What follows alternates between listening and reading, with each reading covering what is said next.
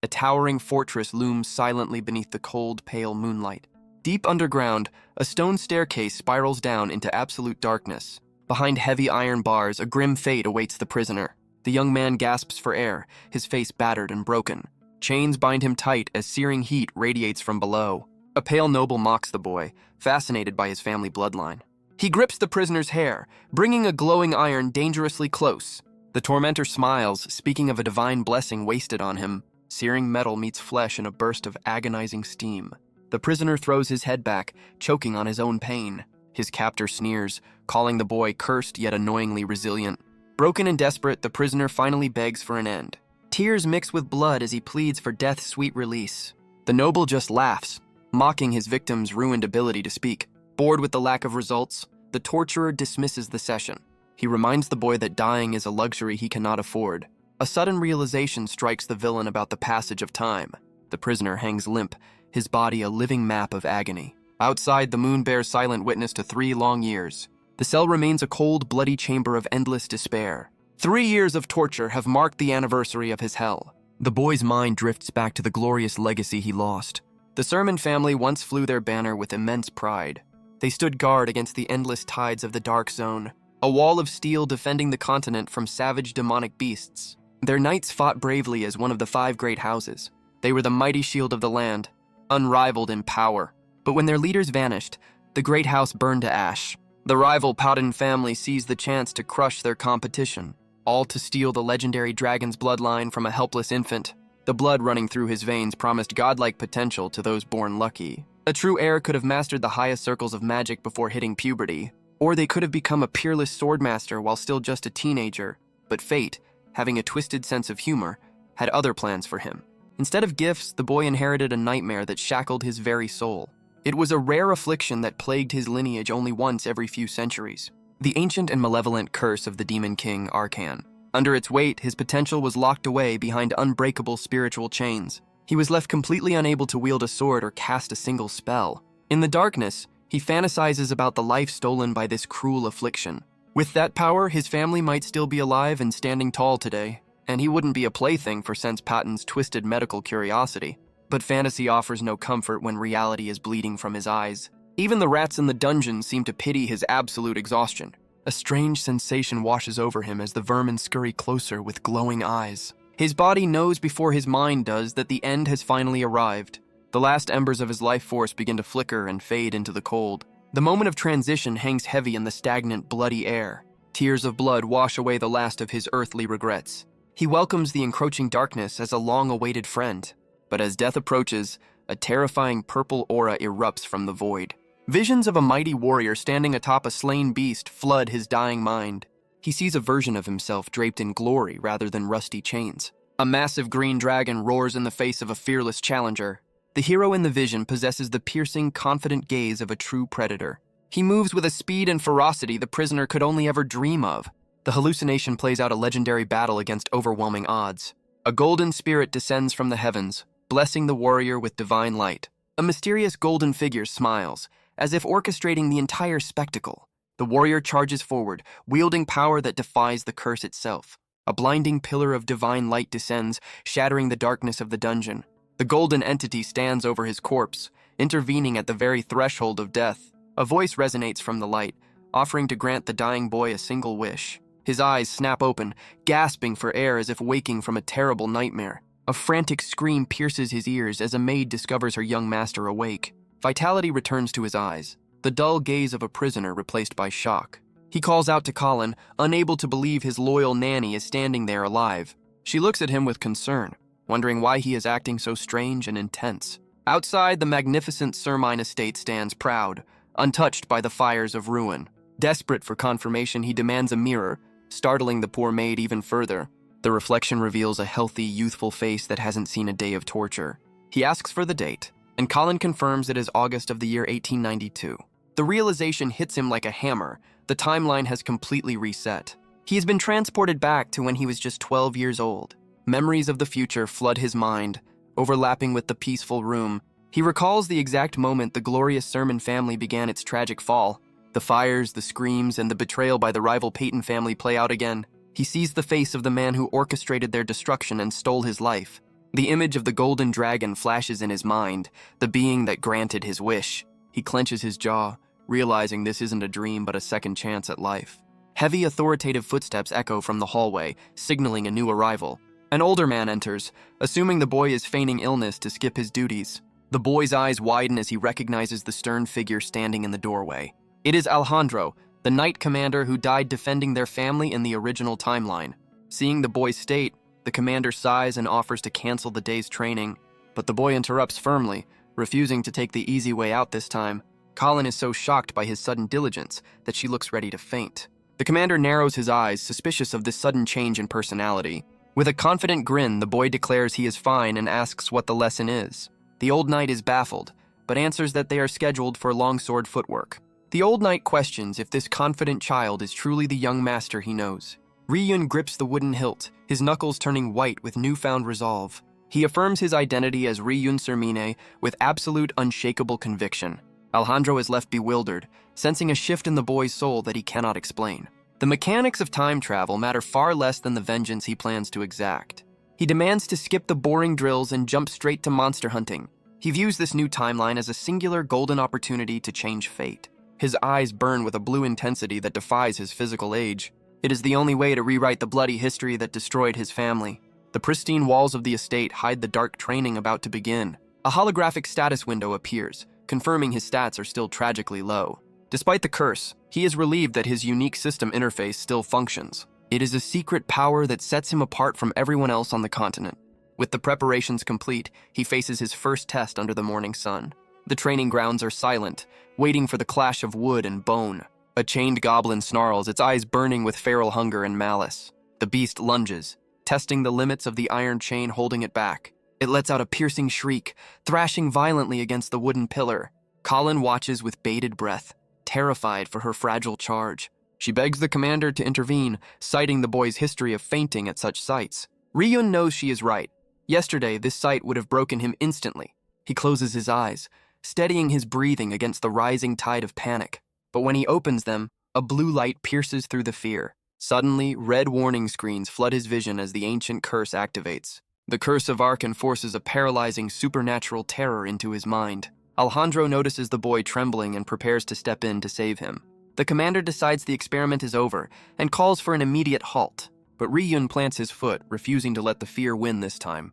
The goblin snaps its jaws, sensing the prey is frozen in place. Sweat pours down his face, but his eyes remain locked on the enemy. Ryun plants his feet firmly on the ground, refusing to retreat a single inch. He steels his mind, reminding himself that a lone goblin is nothing compared to his past hell. The terror of the curse pales in comparison to the monster who tortured him for 3 years. The goblin's glowing eyes try to instill fear, but the tactic is failing miserably. Memories of a far greater evil, a golden-armored tyrant, flood his mind. That golden figure was the true embodiment of despair, not this lowly creature. Facing the phantom of his tormentor makes the goblin look like a harmless toy. With a roar of defiance, he swings the wooden practice sword with all his might. The blow connects with a heavy impact, sending shockwaves through the beast. Alejandro and Colin watch in stunned silence, unable to process the sudden violence. A system notification pops up, confirming that his bravery has weakened the ancient curse. The tables turn completely as the goblin cowers beneath the wooden blade, paralyzed by fear. Ryun stares down with cold, glowing eyes, his panic replaced by absolute dominance. He turns to the commander and demands a real steel blade to finish the job properly. Colin looks ready to pass out as Alejandro hands over the lethal weapon with hesitation. A dark, satisfied grin spreads across the young master's face as he grips the hilt. Alejandro is overcome with emotion, his face flushing with sudden, intense pride. In his eyes, the fragile boy has finally taken the first crucial step toward manhood. The goblin trembles against the post, realizing its role as a training dummy is officially over. Ryun raises the steel sword, blue energy crackling around his vision as he prepares to strike. The blade descends in a merciless arc, ending the creature's miserable existence in an instant. Alejandro sees a ray of hope for the Sermon family in the boy's ruthless efficiency. Standing over the defeated monster, Ryun looks every bit the future family head. Later, the estate returns to its peaceful silence, masking the violence that just occurred. Ryun splashes cold water on his face, washing away the sweat of his first kill. He stares into the mirror, grounding himself in this new reality while water drips from his chin. The reflection of his tortured past overlaps with his healthy present, a haunting reminder of the stakes. He confirms that the system interface is fully functional and ready to serve his ambitions. A golden card appears in the air, tallying the rewards for his first victory. But the experience points are pitifully low, and he realizes he needs a much bigger army to slaughter. The math doesn't add up. Hunting goblins one by one will take centuries he doesn't have. Time is a luxury he cannot afford as the fiery destruction of his house looms in the future. He looks in the mirror, but the reflection of his tortured future self stares back. He grips the system card, determined to squeeze every drop of advantage from this second life. The Sermine family is a ship without a captain, drifting since his father vanished 2 years ago. Enemies are already sharpening their knives, waiting for the noble house to collapse. He clenches his fist, confirming that physical leveling is valid but painfully slow. With a confident smirk, he decides it's time to unlock a faster, more dangerous path to power. A woman with hair like spilled blood and a mask of cold steel strides through the halls. The estate is quiet, unaware that a conversation determining its future is about to happen. Ryun faces Sena, the family's most enigmatic powerhouse with the poise of a veteran. She looks at him like he's asked for a pet dragon, skeptical of his request for magic training. Her posture screams boredom, clearly thinking this is a childish whim. She flares her power, introducing herself as the Magic Division Commander to intimidate him. Rion remains unfazed, knowing she stands on equal footing with the mighty Alejandro. She is a ghost in the records, a secret weapon known only to the missing family head. She asks if his little victory against a goblin has given him delusions of grandeur. She explains that magic isn't like swinging a stick. It requires a gift he simply doesn't have. With a cruel smile, she pokes at his deepest wound, his complete lack of talent. Ryun admits he remembers the curse well. It's been his constant, suffocating companion. He calmly recounts how his body was a spiritual dead zone, unable to sense even a wisp of mana. But his eyes ignite with blue light as he reveals that the rules of the game changed yesterday. Sena's composure cracks, her mask unable to hide the shock of his declaration. The tea in his cup trembles, reacting to the sudden density of power in the room. A massive, invisible fire dragon roars into existence behind her, a test for his new eyes. She challenges him to describe the masterpiece she just painted with pure energy. Ryun's gaze pierces the veil, seeing the mana construct as clearly as the furniture. He identifies the technique instantly, proving that his blindness to magic is cured. Sena is left sweating, realizing the crippled young master is seeing things he shouldn't. He explains that while he can see it, he needs a cultivation technique to anchor the power inside. Ryun smiles playfully, admitting that in his current state he couldn't stop her even if he wanted to. His expression softens as he confesses that she is the only person he can trust with this dangerous request. His mind drifts back to the tragic end of the previous timeline, where loyalty was tested by fire. He remembers sitting helplessly in the ruins of his home, awaiting the inevitable end. Even then, Sena had fought like a demon, her mask shattered but her resolve harder than steel. She had burned her own life force to buy him time, smiling even as she disintegrated into light. She was the loyal retainer who shielded him until her very last breath, a debt he can never repay. He speaks her name with a profound weight, acknowledging the bond that only he remembers. Sena is caught off guard by his raw sincerity, a rare blush coloring her usually stoic features. With the agreement made, he discards his shirt, preparing his body for the ordeal ahead. He kneels on the floor, ancient markings glowing faintly on his skin as he centers his breathing. Sena announces the beginning of the ritual, filling the room with a dense, suffocating magical aura. She initiates the Blue Earth cultivation technique, a secret art reserved strictly for the direct bloodline. Her hands weave complex patterns, guiding the volatile mana directly into his dormant core. Ryun recognizes the flow, recalling how he used this very method to gain power in a different life. She warns him to concentrate, but the sudden influx of power feels like liquid fire in his veins. Her hands press against his back, acting as a conduit for energy that threatens to tear him apart. She demands absolute stillness, warning that a single slip in concentration could be fatal. The energy shifts to a toxic green, and she offers him a chance to stop before the pain becomes unbearable. Agony rips through his nervous system, a searing pain that eclipses anything physical he has felt today. But his mind flashes back to the dungeon, where pain was not a moment but an endless, bloody reality. He remembers the sadistic smile of the man who broke him, a memory that fuels his endurance. Compared to the hell of his past, this burning sensation is merely a stepping stone to vengeance. He grins through the torment, reaffirming his absolute trust in her abilities to keep him alive. Sena accepts his resolve, closing her eyes to pour even more power into the ritual. Her magical avatar manifests behind him, a towering presence forcing the mana into submission. His body becomes a battlefield of energies, his eyes glowing with a terrifying golden light. Suddenly, The system screams a warning as the ancient curse of Arcan wakes up to fight back. Sena feels the malevolent resistance, confirming the rumors of the terrible affliction haunting his bloodline. Instead of retreating, she doubles down, flooding his system with enough mana to crush the curse's resistance. Sena grits her teeth, realizing that brute force alone isn't enough to crack this nut. Even the mana of a legendary archmage falls short against a curse of this magnitude. But Ryuan isn't trying to overpower it. He's using a technique from a forgotten era to ride the wave. He intends to trick the curse, turning his own body into a prison for the volatile energy. Sena watches in disbelief as the mana that should be scattering is instead being absorbed. The system interface flashes rapidly, signaling a violent clash between the curse and his will. It is a digital tug of war, with his very life hanging in the balance of those notifications. Inside, his mana pathways are being scorched as if molten lead is being poured through his veins. Yet his eyes burn with a defiance that refuses to acknowledge the concept of surrender. He recalls the countless battles of his past life, where pain was just another Tuesday. He was the master player who stood toe-to-toe with dragons, not some helpless victim. That bloody, glorious history is the fuel that keeps his mind from shattering under the pressure. His physical body might be young, but his soul holds the wisdom of a grandmaster. The knowledge of mana manipulation is etched into his spirit, bypassing his physical limitations. He finally confronts the spectral visage of Arcan, the demon king responsible for his suffering.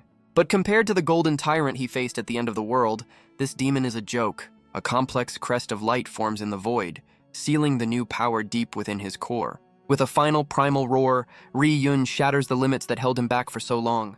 The energy storm dissipates, leaving Sena staring at a boy who just achieved the impossible.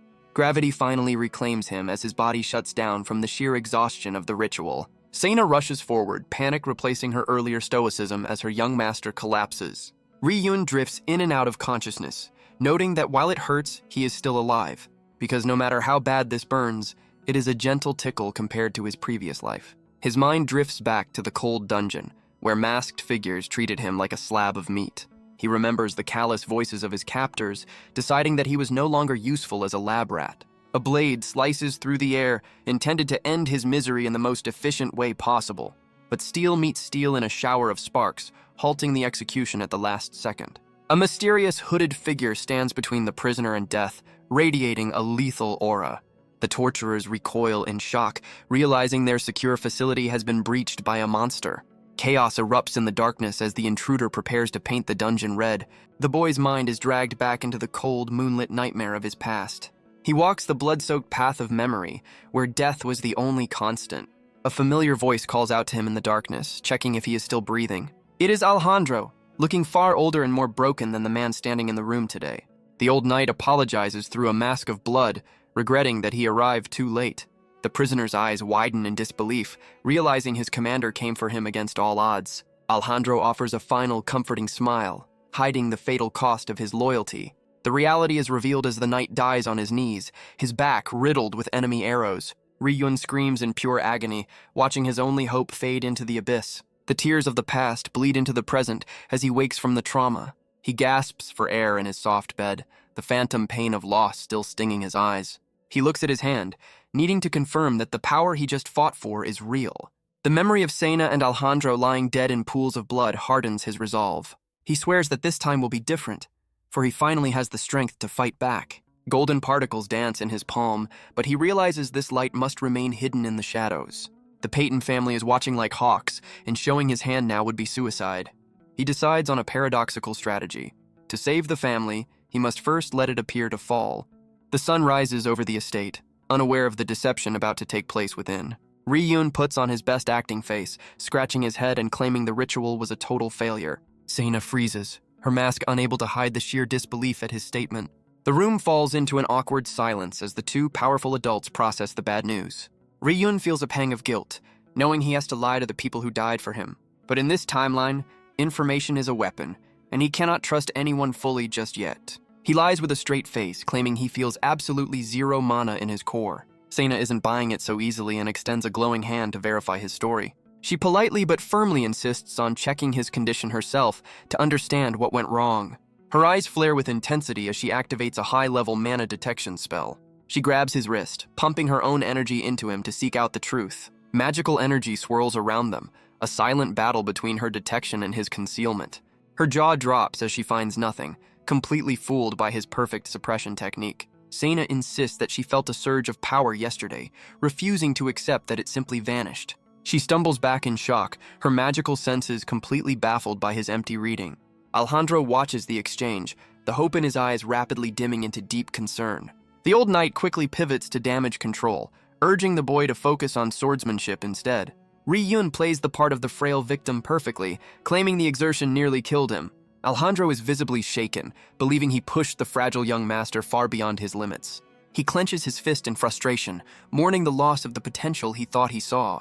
Time begins to slip away as the golden leaves of autumn signal the changing seasons. 2 months pass in the blink of an eye, burying the estate under a blanket of winter snow. Colin exits the young master's room, her shoulders slumped with a heavy burden. She worries for Ri-yun, who has seemingly retreated into a shell of total isolation. The portrait of the lady of the house watches over a family that is slowly running out of options. Even the most loyal servants can feel the foundations of the great house beginning to crack. Gossip spreads through the halls as the staff questions why the boy never leaves his room. A butler notes with disdain that the so-called prodigy hasn't touched a sword in months. He mocks the boy's brief moment of glory as nothing more than a fever dream. Colin snaps back furiously, refusing to let them slander the boy she helped raise. But her defense is drowned out by the growing whispers labeling him an omen of doom. To the outside world, Ri-yun has become the scoundrel of sermon, a disappointment to his name.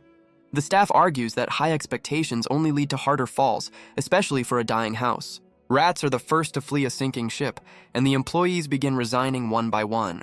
Colin is left speechless when asked if she intends to abandon the family as well. Her loyalty wavers only for a moment before her thoughts return to the boy behind the door. Inside the room, a hand reaches for a meal that has lost its former luxury. Rian notes the drop in food quality, a clear sign that the family vault is running on fumes. A terrifying grin spreads across his face, revealing that this financial ruin is exactly what he wanted. His past self would have wasted resources trying to patch the holes in the sinking ship. But with the wisdom of a veteran warrior, he knows that sometimes you have to let it burn to build it back stronger. He is biding his time in the shadows, letting his enemies believe the Sermon family is finished. He reflects on the missing family head and brothers, the vacuum of power that started this whole mess. The training grounds, once a hive of elite activity, now stand as a hollow shell of the past. Only a handful of unmotivated, unskilled knights remain to guard the fading legacy. Under the cold night sky, the swords of visiting vassals stand abandoned in the snow. Disappointed nobles turn their backs on the chaos, abandoning the Sermine family to its fate. Ri-yun lounges in his room, pleased that the estate's decline allows him to act lazy in peace. However, he notes with a frown that the family isn't collapsing quite fast enough for his plans. His plotting is rudely interrupted as the door bursts open, revealing a frantic Colin. She announces with terrifying enthusiasm that the Knight Commander is waiting for his training. Ri-yun tries to burrow back under the covers, feigning the exhaustion of a delicate invalid. But Colin is having none of it, ripping the blanket away with the force of a hurricane. The young master is left exposed and confused, realizing his nanny has finally snapped. Without a word, she scoops him up effortlessly, carrying him like an unruly toddler. Her eyes burn with a manic determination that terrifies him more than any dungeon torturer. In her mind, he is still the helpless infant she swore to protect and nurture forever. Ri-yun accepts his fate as he is hauled out into the blinding light of the hallway. The estate stands silent, witness to the daily struggle between a lazy master and his devoted servant. Alejandro's voice booms across the courtyard, frustrated by the boy's improper grip. Ri-yun lazily taps the wooden post, listening to a lecture about mana he already mastered years ago. The old knight refuses to give up, unaware that his student's boredom is a carefully crafted mask. Under the cover of night, the real work begins as Ri-yun trains his body in secret silence. He utilizes a stealth technique called body domination to mask his true physical condition. The green aura hides his growing muscles, projecting an image of frailty to the outside world. During the day, a subtle system notification chimes as he strikes the training post. His stamina climbs steadily, unnoticed by the watchful eyes of his instructor. A smirk touches his lips as his strength increases right under Alejandro's nose. Sensing a breakthrough, he feigns a bathroom emergency to escape the commander's scrutiny. Safely behind a locked door, he lets the suppression technique flare to life. He observes the green energy, noting that sudden movements still threaten to break the illusion. With a focused gaze, he summons the status window to audit his progress. The numbers confirm that 3 months of deception have yielded excellent results. He strides through the halls, mentally organizing his stat points like a gamer preparing for a raid. His internal strategy session is interrupted by the sight of Alejandro speaking with a visitor. It is Truno Hilda, the family's head steward, looking apologetic for disturbing the training schedule. The steward holds a sealed scroll, and Ri-Yun's future knowledge instantly identifies the message. He unfurls the parchment, confirming that the timeline is moving exactly as he remembers. It is a royal summons to the birthday celebration of the second prince, Kyle Darren. A wicked grin spreads across his face as he recalls the significance of that specific date. This invitation is the final trigger needed to accelerate his family's calculated collapse. Soon, a carriage rattles along the country road, carrying a very bored young master. The steward notes his fatigue, unaware that his nanny used him as a fashion doll all night. He shudders at the memory of Colin's terrifying enthusiasm for coordinating his outfit. The steward explains that their heavy hitters, Alejandro and Sena, will not be joining the trip. A sudden monster outbreak has conveniently kept the family's protectors occupied elsewhere. Alejandro has been deployed to the border to hold back the encroaching tides of darkness. Meanwhile, Sena is tied up in a mandatory meeting with the acting family head. This leaves a 12-year-old child as the sole representative of the house, a recipe for disaster. The steward remains blissfully confident that their family name still commands respect. Ri-Yun knows better, fully aware that their reputation is currently worth less than dirt. In the glory days, a servant could have attended, but now the fallen house must beg for relevance. He leans back with the smug satisfaction of a man watching his own house burn down on purpose. A white dove soars over the gleaming spires of the capital city, Derbon. The carriage rolls toward the magnificent white walls of the royal seat. A grand reception awaits, with servants lining the path to welcome the distinguished guest. Ri-Yun steps out into the sunlight, playing the part of the noble heir to perfection. The host greets him with a title that feels more like a mockery than a compliment. It is Prince Kyle Darren himself, wearing a smile that doesn't quite reach his eyes. Truno bows deeply while Ri-Yun offers the polite courtesies expected of his station. But behind the pleasantries, the young master senses the underlying tension in the air. His magical eye activates, scanning the surroundings for threats hidden beneath the luxury. As they move through the streets, he feels the pitying stares of the citizens weighing on the carriage. Rumors of his incompetence spread through the dark windows of the capital like wildfire. Ri-Yun walks through the crowd, letting the whispers of hopeless scoundrel wash over him. He feels the shadowy judgment of the elite, exactly as he orchestrated. A satisfied smirk remains hidden, for everything is proceeding according to his design. The days drift by under the bright, indifferent sky of the royal city. He plays the role of the bumbling country bumpkin to absolute perfection.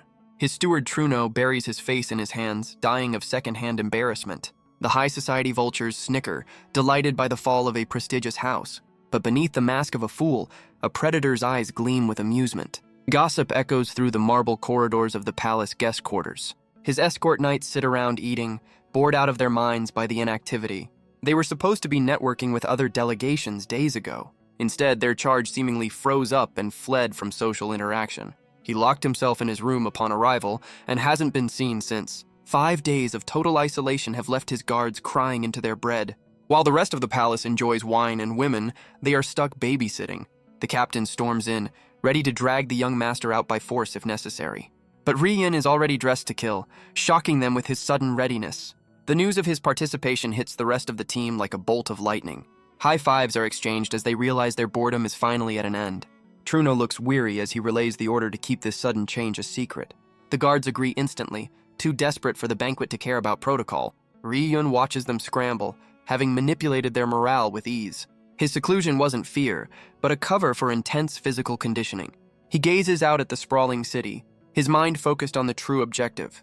The banquet is merely the stage for a much darker purpose he holds inside. A carriage cuts through the cobblestone streets carrying the weight of destiny.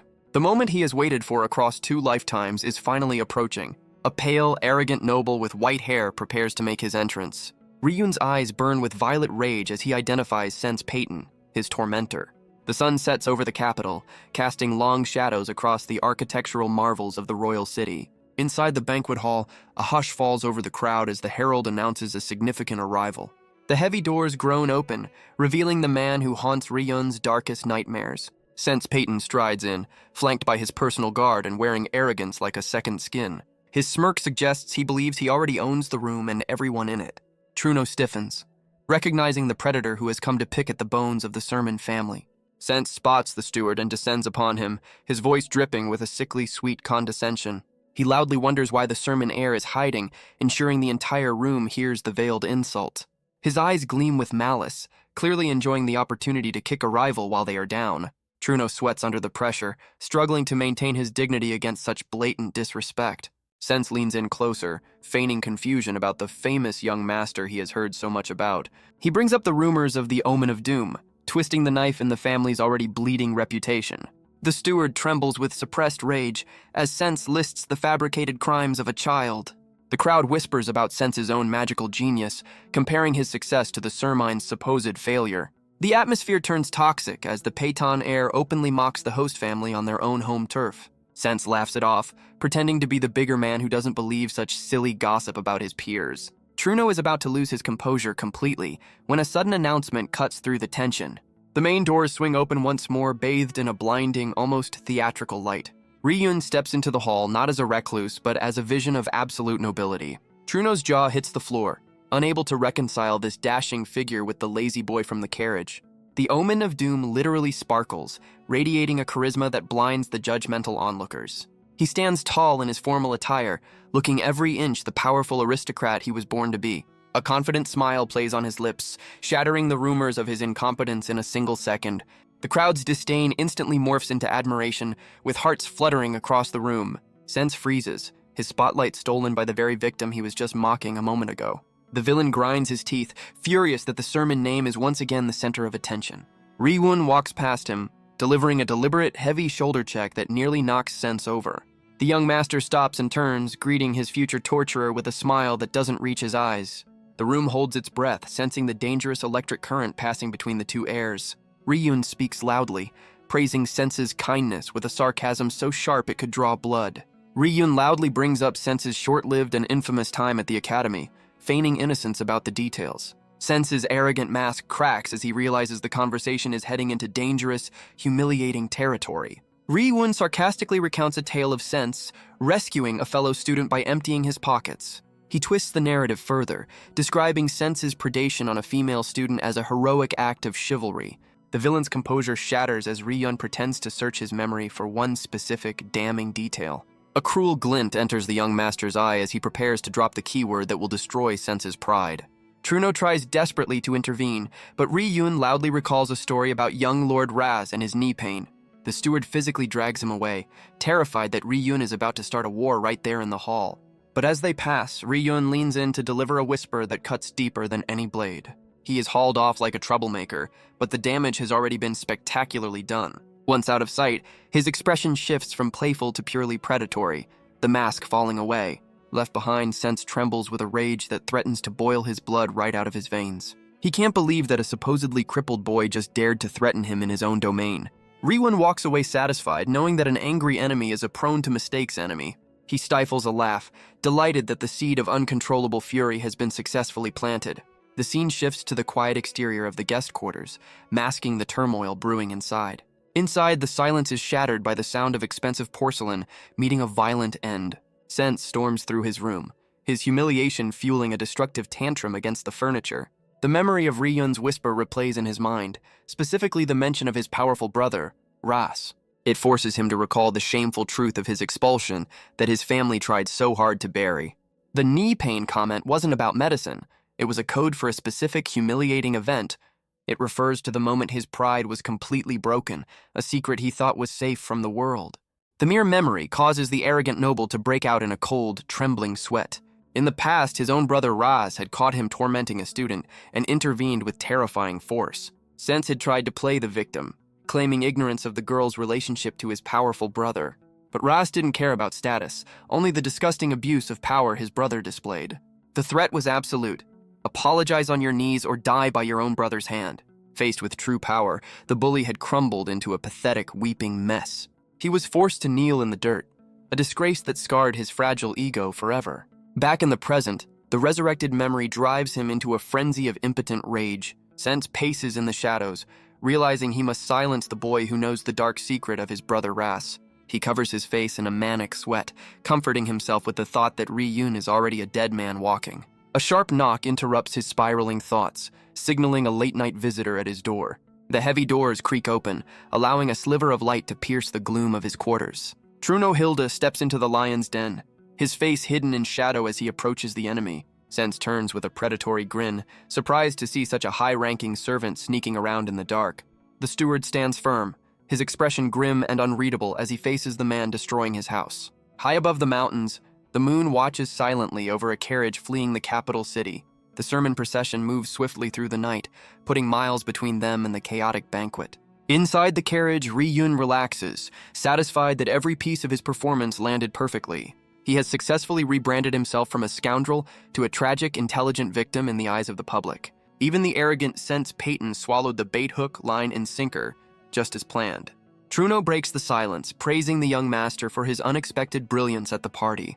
The old steward admits that for the first time in years, he sees a spark of hope for their crumbling house. Ri-yun cuts him off with a question, asking if picking a fight with the Peyton heir was truly wise. But Truno smiles, confessing that seeing the family's pride restored was worth the risk of conflict.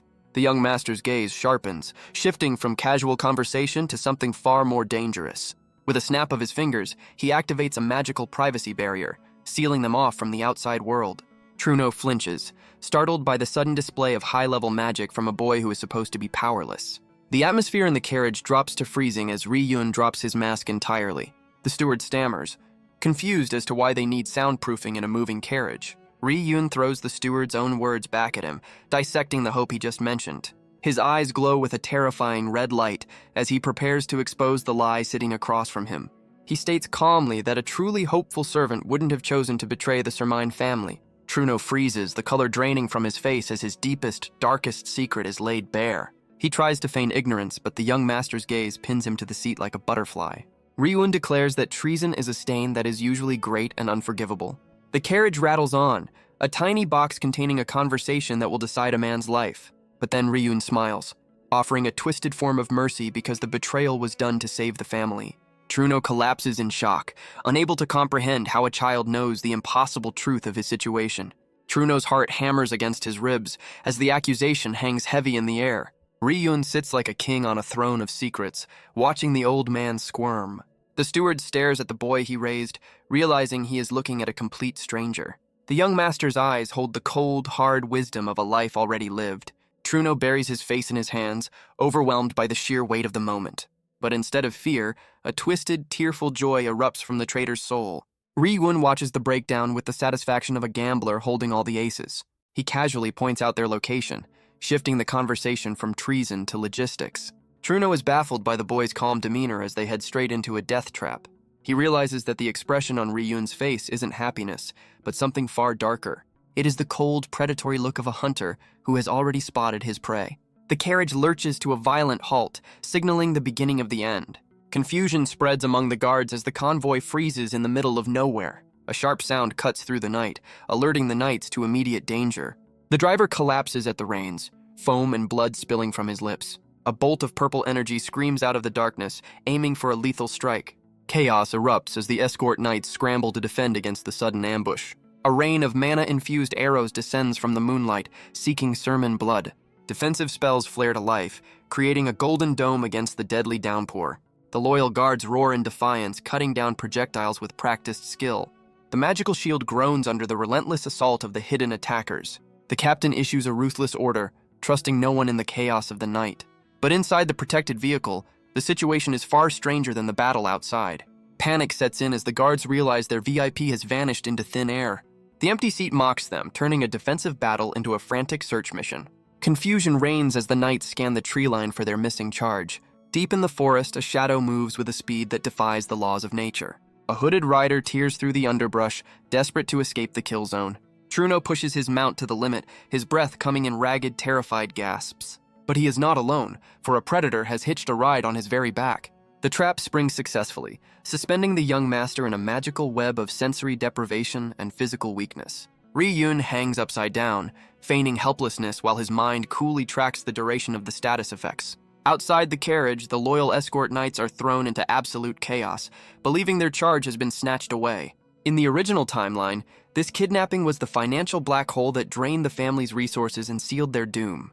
But this time, Ri-yun intends to hijack the tragedy, using the crisis to manipulate the timeline to his advantage. Truno recalls the terrifying conversation they had just moments ago, where the boy outlined this staged downfall. Ri-yun had explained that trying to rebuild the family openly would only invite faster destruction from their enemies. The other great houses are like sharks in bloody water, waiting for any sign of strength to trigger a feeding frenzy. That is why he played the fool for months, convincing the world that the Sermine bloodline was a dead end. He knows the Peyton family doesn't just want to defeat them, they want to trample the Sermine name into the dirt. A wicked glint enters his eye as he plans to use their own arrogance and aggression as a weapon against them. He predicted that Sense would try something drastic on the return trip, providing the perfect stage for their play. But for the trap to work, they needed a traitor on the inside to open the gates and sell the lie. A subtle, dangerous smile had graced his lips as he offered the steward a chance at redemption. He gave the old man a binary choice: die as a traitor or become a double agent for the family's resurrection.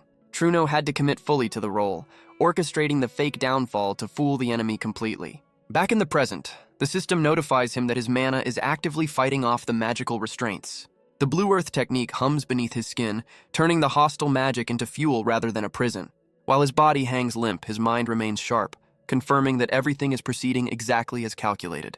A whisper of apology cuts through the darkness, signaling the next phase of the operation is underway. Truno carries the unconscious boy through the woods, his body trembling with the weight of his guilt and fear.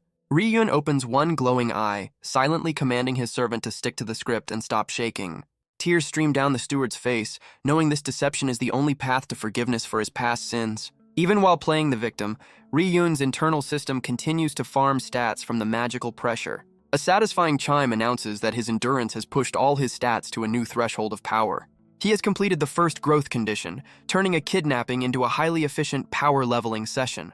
They arrive at a secluded meeting point, where a stone structure looms silently under the pale moonlight. Sense Peyton steps out of the shadows, flanked by his minions, looking pleased with his captured prize. The villain sneers, surprised that the head steward actually had the guts to deliver the young master personally. He holds up a scroll, the payment for a betrayal that is actually a trap waiting to be sprung. Sense demands confirmation on the intel, staring down a hooded messenger from the shadows.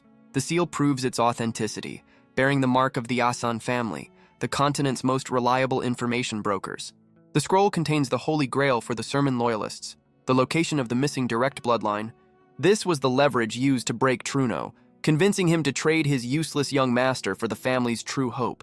In the steward's desperate mind, sacrificing the incompetent Ryun was the only way to restore the house's glory. Sense gloats that the impoverished Sermine estate could never have outbid his family's deep pockets for such a prize. With the transaction complete, the villain dismisses the traitor like a used napkin. Truno pauses to remind the monster of their deal, his voice trembling with a mix of guilt and hope. Sense flashes a lying smile, promising that the precious young lord will be returned safely. The steward rides into the night, fleeing the scene of his crime while Sense watches him go. His minions offer to silence the loose end, but Sense decides to let the Sermon family handle the execution. He figures the traitor is a dead man walking the moment he returns to the estate empty-handed. Alone with his victim, Sense grabs a handful of hair, eager to vent his pent-up rage. The moon hangs high over the isolated hideout, the only witness to the brutality about to unfold. A pulse of magical energy flares, signaling the start of a very personal interrogation. Sense's eyes narrow with sadistic glee, savoring the total control he now holds over his rival. He gets right in the prisoner's face, asking if the reality of his situation has finally sunk in. Ryun stares back with an unsettling calmness, his green eye analyzing the threat level. The villain bursts into laughter, finding the sight of a chained noble to be the height of comedy. Ryun plays the confused victim perfectly, asking what exactly is happening here. He calmly asks if Sense understands the consequences, which only amuses the captor further. Sense leans in, mocking the boy's earlier confidence at the banquet with a cruel sneer. A dangerous light flickers in Ryun's eyes, hidden beneath the shadow of his bangs. The villain brings up the name Ras, clearly still stinging from the humiliation of the past. He screams that the Sermine protectors are dead and gone, leaving the boy utterly alone. A heavy boot crashes into Ryun's chest, punctuating the lesson on hierarchy. The impact sends shockwaves through his body, but the prisoner barely flinches. Sense gleefully reveals the betrayal, shouting that Truno sold him out for a piece of paper. But Ryun's eye glows with a spectral green light, absorbing the violence as mere data. Sense declares this kidnapping the start of a war, unaware he just handed his enemy the perfect excuse. Sense continues his arrogant monologue, calling the prisoner a moron for daring to speak back. A strange green aura begins to manifest around the villain, though he remains oblivious to the danger. Ryun's eye snaps open, the pupil contracting into a symbol of absolute magical control. The air hums with power as invisible gears of magic begin to turn beneath the floor. Green flames erupt from the boy's body, shattering the illusion of a helpless prisoner in an instant. He stands at the center of a complex formation, the chains now looking like mere decorations on a powerful mage. Sense shields his eyes, Unable to comprehend the blinding radiance coming from his victim, the villain finds himself trapped within a cage of emerald light, his arrogance replaced by confusion. He stares into the abyss of mana, realizing too late that the hunter has become the prey. Ryun steps onto the air itself, using the floating magic circles as a staircase to dominance. Outside, the moon shines down on the tower, a silent witness to the sudden shift in power. The chains still bind his wrists, but the magical pressure in the room has clearly shifted sides. Sense attempts to retaliate, screaming in confusion as his own magic fails to answer his call. He frantically gestures, but the mana in the air refuses to obey his commands. Desperate denial sets in as he accuses the boy of using a cheap parlor trick to buy time. Ryun just smirks, throwing the villain's own insult back in his face with interest. His eye glows with predatory amusement, savoring the look of dawning horror on Sense's face. He reminds his captor that warnings were given, even if they were foolishly ignored. The crippled boy is gone, replaced by a mage of terrifying caliber staring down an insect. He decides to end the villain's monologue permanently with a simple observation about his big mouth.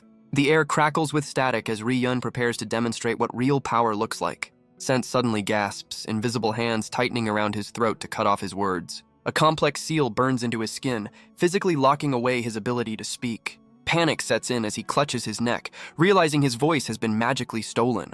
The silent spell takes hold, stripping the mage of his ability to chant and cast high-level spells. Ryun mocks him, pointing out that a silent mage is nothing more than a sitting duck. Desperate, Sense tries to force out a spell without words, his hand glowing with unstable purple energy. He manages to summon a basic firebolt, the only scrap of magic left to him without a chant. But without words, his arsenal is reduced to weak sparks that barely qualify as an attack against Ryun. He fires the bolt in a blind panic, hoping to burn away the nightmare standing before him. The firebolt strikes, but a digital shield absorbs the impact with insulting ease. Ryun's system logs the resistance, treating the attack like a minor software bug. Enraged, Sense summons a massive sphere of flame, desperate to burn away his humiliation. Ryun sighs, noting that the villain has wasted his last chance to walk away with dignity. Blue magic circles flare as Sense prepares to unleash a third circle spell of destruction. He hurls the fireball with a scream, pouring all his malice into one final strike. But panic floods his eyes as the spell begins to unravel in midair. A disruption seal activates over Ryun's eye, dismantling the magic structure instantly. The flames vanish, and Ryun mocks him for trying to use brute force against a superior technician. Sense grits his teeth, his reality shattering as the cripple dominates him completely. Abandoning range, he conjures a mana blade and charges in for a desperate melee kill. Ryun watches the approach calmly, his blue eye tracking every clumsy movement.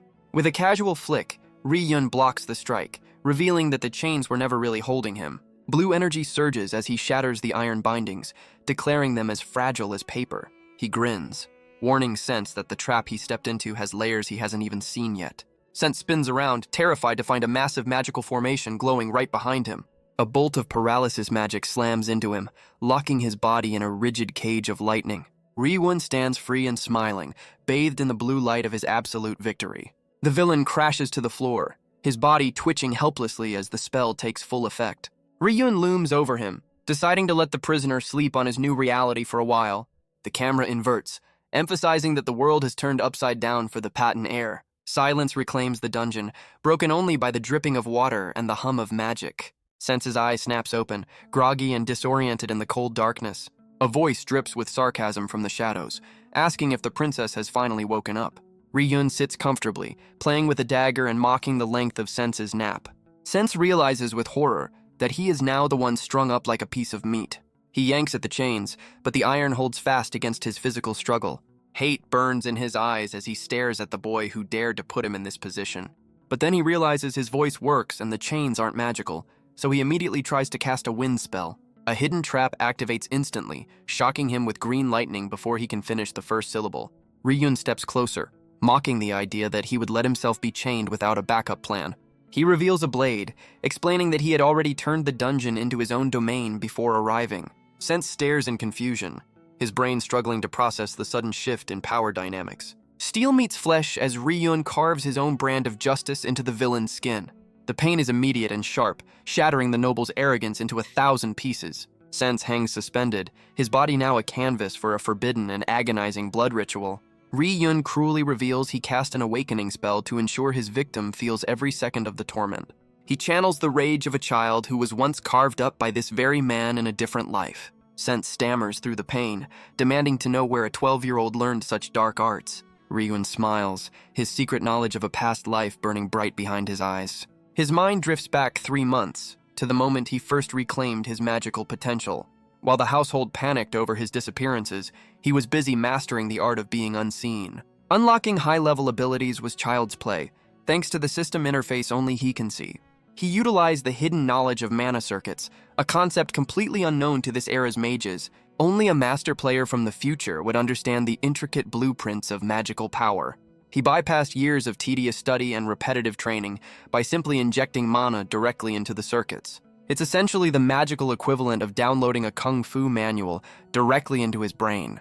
Under the cover of stealth, he slipped out of the estate right under the noses of his guards. He traveled to this specific dungeon, a place etched into his memory by years of future torture. Back in the present, Sense screams as the trap designed for Ryun is turned against him.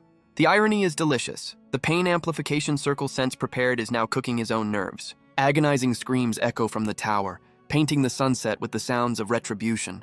The once proud noble is reduced to a weeping mess, begging for a mercy he never showed others. But his pleas fall on deaf ears as the blood magic continues its ruthless work on his body. Ryun pauses, toying with the idea of ending the session before his guest breaks completely. Sense sobs in relief, pathetic gratitude spilling from his lips at the mere pause of pain. But the relief is short-lived as Ryun turns his back, offering a cruel ultimatum instead of freedom. Sense warns the boy to run, claiming his powerful family will arrive any second to slaughter him. Ryun leans in with a smirk, revealing he knows exactly when the cavalry is actually scheduled to arrive. The villain freezes, terrified that his enemy knows the rescue timeline better than he does. The Peyton family's elite execution squad, the Fingers, finally emerges from the shadows. Sense screams with bloody delight, believing his salvation has arrived to butcher his captor. Ryun silences the celebration with a brutal kick, reminding the villain who is currently in charge. The curse brand on Sense's chest pulses violently, reacting to the sudden spike in emotion. Ryun looms over him, promising that the arrival of guests only makes the game more interesting. The villain howls in renewed agony as the torture spell tightens its grip on his soul. With a casual stride, Ryun turns his back on the prisoner to prepare a proper welcome. He knows that the approaching enemies are elite killers, far more dangerous than the fool in chains. One wrong move against the Fingers of Peyton will result in instant death, so perfection is mandatory. 1 week passes in silence before the sun sets on the day of reckoning. The elite squad gathers at the entrance, cloaked in darkness and suspicion. They are puzzled by the lack of communication, unaware their young master has been screaming for days. The squad leader questions his men, disturbed by the complete radio silence from the facility. His subordinates confirm that the perimeter is secure and no one has entered or left. They assume Sense is simply too absorbed in torturing the hostage to bother checking in. A mage prepares his staff, recalling the strict order to retrieve the Sermine heir alive. He steps forward to breach the door, sensing that something is wrong behind the stone walls. The leader's eyes glow with resolve, prioritizing the family head's mission over Sense's ego. Purple mana explodes outward, blasting the heavy doors off their hinges in a shower of debris. But the commander halts his team, deciding to enter the lion's den alone. He dismisses his subordinates, sensing a trap that would only slaughter the weaker members. The leader descends into the spiraling darkness, his cape trailing behind him like a shroud.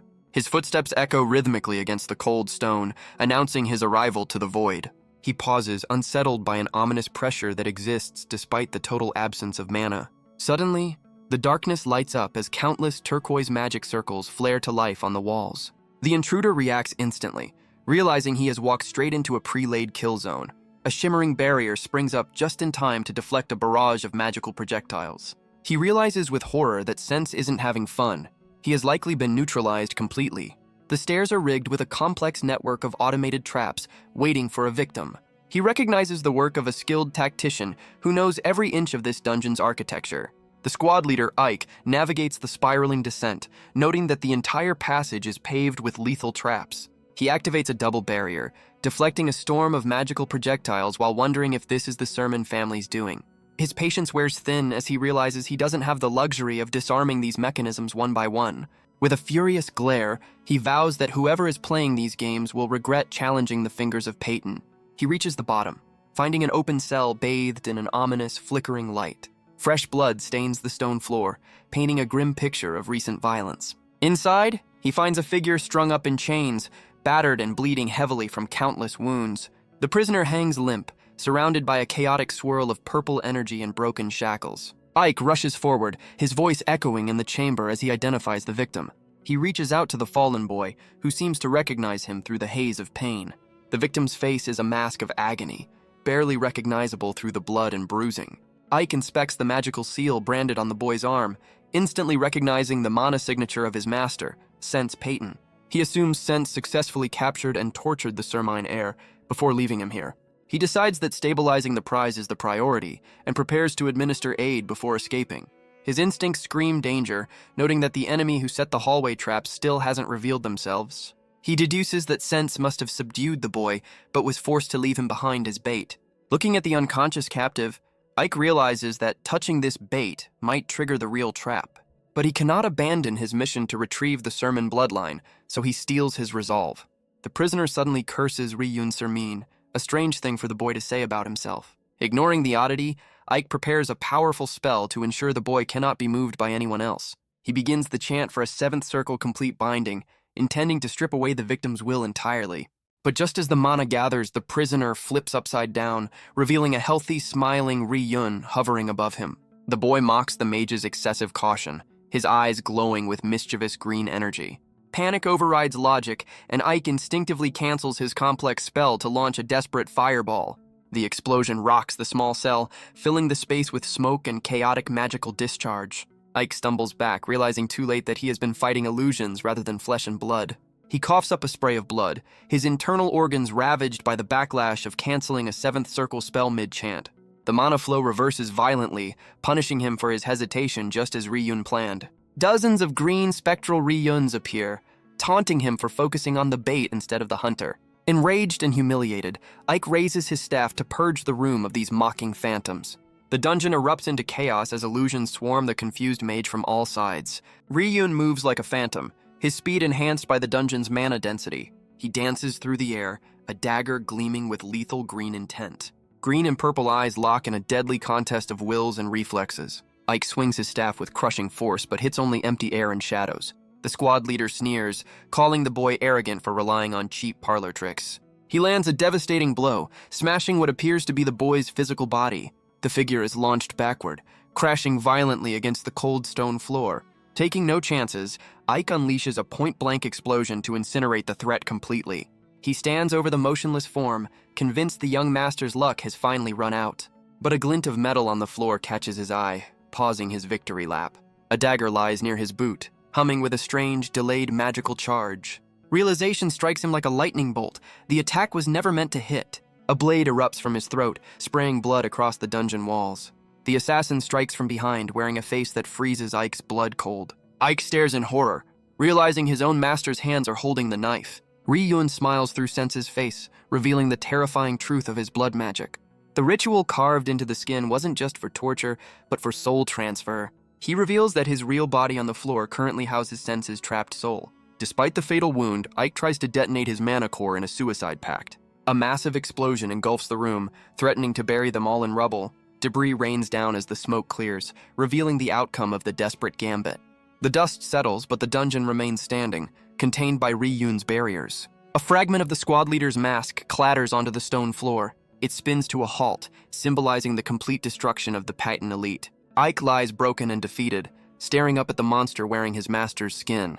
Ryun stands tall in his stolen body, the green eye marking his dominance. A predatory grin spreads across Sense's face, fueled by Ryun's victorious soul. He crouches down, not to finish the kill, but to deliver a final message. He produces a potion, deciding that death is too easy an escape for them. Ryun douses himself in a healing potion, washing away the blood of a battle that shouldn't have been possible. The system acknowledges his suffering, generating a resistance skill born from pure agony. The skill ranks up immediately, a testament to the brutal pain he just endured to secure victory. He grits his teeth, realizing he needs a specific, visible scar to sell his story to the world. He endures the self-inflicted torment, knowing that a perfect lie requires a touch of real blood. With the stage set, he celebrates the impossible feat of a novice hunting down a grand mage.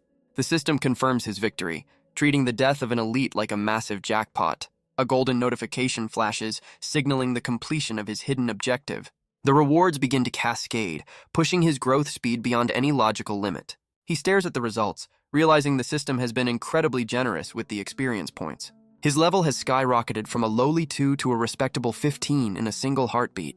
He marvels at the numbers, having skipped months of grinding in just one night. He wonders if the hidden quest multipliers are responsible for this absurd bounty of power. But he pushes the math aside, prioritizing a time-sensitive ritual over celebration. A complex magical formation hums to life on the dungeon floor, hungry for a sacrifice. He drags the corpse of the elite mage toward the center of the circle to serve as fuel. A thick trail of blood marks the final journey of the Patton family's enforcer. The dead mage becomes a crucial component in a grand design to reshape Ryun's future. He relies on the absolute truth that magic is carved into the soul, not the meat suit he is wearing. Since his soul is intact, his magical circuits remain fully operational even in this stolen body. He confirms that he can wield his own mana signature despite wearing his enemy's skin. He begins the transfer, pouring his own life force into the ritual to catalyze the reaction. The cost is steep, draining the levels he just earned to power the forbidden spell. The system deducts his hard-won progress as payment for the dark art he is performing. But the sacrifice triggers a hidden condition within the system, unlocking a new potential. A rare opportunity manifests, revealing a path usually closed to mere mortals. The Shadow class appears, a legendary designation for those who strike from the dark. He secures the first class, but realizes he has enough fuel to be greedy. The storm outside mirrors the ambitious tempest raging in his mind as he pushes for more. He decides to gamble everything on a triple advancement while the iron is hot. He aims for the ultimate class, a legendary tier that once crowned him the strongest entity in the realm. To unlock the advanced ghost tier, he needs a soul vast enough to contain the synergy of a necromancer and an assassin. The risk is catastrophic. A single misstep in the ritual could shatter his mind into irreparable dust. But the reward is absolute control over his destiny, a gamble he is more than willing to take. He initiates the synchronization, aligning his stolen body with the spiritual blueprint of his original form. The system demands a heavy tax, stripping away 5 hard-earned levels in a single painful instant. Magical lightning crackles around his vision as the cost of forbidden power is extracted from his core. A warning flashes red, alerting him that his very soul is fracturing under the immense strain. He floats in the center of the storm, his body acting as a fragile conduit for volatile energies. The agony is absolute, feeling as though every fiber of his being is being shredded by invisible claws. Blood tears stream down his face as he wonders if his greed has finally outpaced his endurance. His consciousness flickers violently between his original form and the stolen vessel he now inhabits. Memories of his past torture resurface, the pain of the ritual mirroring the hell of the laboratory. He recalls the face of the man who broke him, using that burning hatred as fuel to keep going. The image of his fallen commander, bleeding and broken, strengthens his resolve to see this through. He remembers the shield that protected him until the bitter end, refusing to let that sacrifice be in vain. The memory of Sena burning her own life force to save him cuts through the physical agony. Her final, defiant smile in the face of death reminds him that pain is temporary, but failure is forever. He clamps his jaw shut, grinding his teeth as he forces his body to accept the overwhelming power. With a roar that shakes the dungeon, he offers up his soul to claim the forbidden ghost class. A blinding pillar of purple light erupts, signaling the climax of the dangerous transformation. The chaotic energy begins to settle, weaving itself into a new, stable form within the darkness. From the maelstrom of mana, a golden card manifests to confirm his survival and success. The system acknowledges his spiritual capacity, unlocking the door to a hidden potential few have ever seen. He stares at the glowing interface, desperate for the specific outcome he gambled everything on. The lock shatters, granting him the prestigious and terrifying title of Phantom. The avatar of the Phantom rises, a spectral entity that bridges the gap between the living and the dead. He breathes the name of his new class, feeling the ancient power settle deep into his bones. It is a power unseen in this era, a secret weapon that belongs solely to him and his system. He wipes the blood from his face, satisfied that he has successfully robbed Fate blind. He stands over the corpse of the elite mage, ready to execute the final phase of his plan. The passive ability of his new ghost class begins to interact with the lingering mana of the dead. Killing a 7th Circle Grand Mage wasn't just self-defense, it was a necessary shopping trip for high-end materials. He pours his energy into the vessel, hoping the dead elite can withstand the pressure of resurrection. If this ritual succeeds, he can shave years off his vengeance timeline and jump straight to the endgame. He attempts to fabricate a lich, bypassing the usual level 70 requirement by using superior raw ingredients. Blinding light erupts from the corpse's eyes as the boundary between life and death is violently torn open. But the system rejects the ambitious attempt, pivoting instantly to a special backup protocol instead. Ryun's eyes widen in shock as the magic takes a turn he didn't quite anticipate. From the shadows of the ritual, a dark, feminine silhouette begins to manifest behind him. The darkness coalesces into a form that defies the standard laws of necromancy, taking on a life of its own. A majestic, armored spirit emerges from the void, radiating an aura of absolute lethal grace. The ritual stabilizes, birthing a unique undead entity that hovers silently over its new master. A chilling smile plays across the spirit's face, eager to serve the one who called it forth from the abyss. The system prompts him to bestow a name upon this new, terrifying weapon he has forged. He stares up at his creation, realizing he has summoned something far greater than a simple servant. The success notification hangs in the air, confirming that his gamble has paid off in spades. Its presence fills the dungeon with a cold, predatory intent that matches his own dark ambitions. The naming prompt pulses, waiting for him to define the identity of his new shadow. Suddenly, a massive pillar of light pierces the night sky, announcing to the world that something major has occurred. The explosion of energy catches the attention of the remaining patent guards waiting nervously outside. Confusion ripples through the ranks as they witness the aftermath of a battle they weren't invited to. Panic sets in as they realize their young master is missing, amidst the smoking ruins of the tower. Footsteps echo from the dust cloud, silencing their frantic questions with a heavy, rhythmic thud. Ryun emerges from the chaos wearing Sense's skin, carrying his own original body in his arms. His face is a mask of exhaustion and calculated damage, selling the story of a desperate struggle. The subordinate tries to make sense of the scene, blaming the missing squad leader for the destruction. Ryun screams a fabrication, pinning the blame on the dead man to cover his tracks with a perfect lie.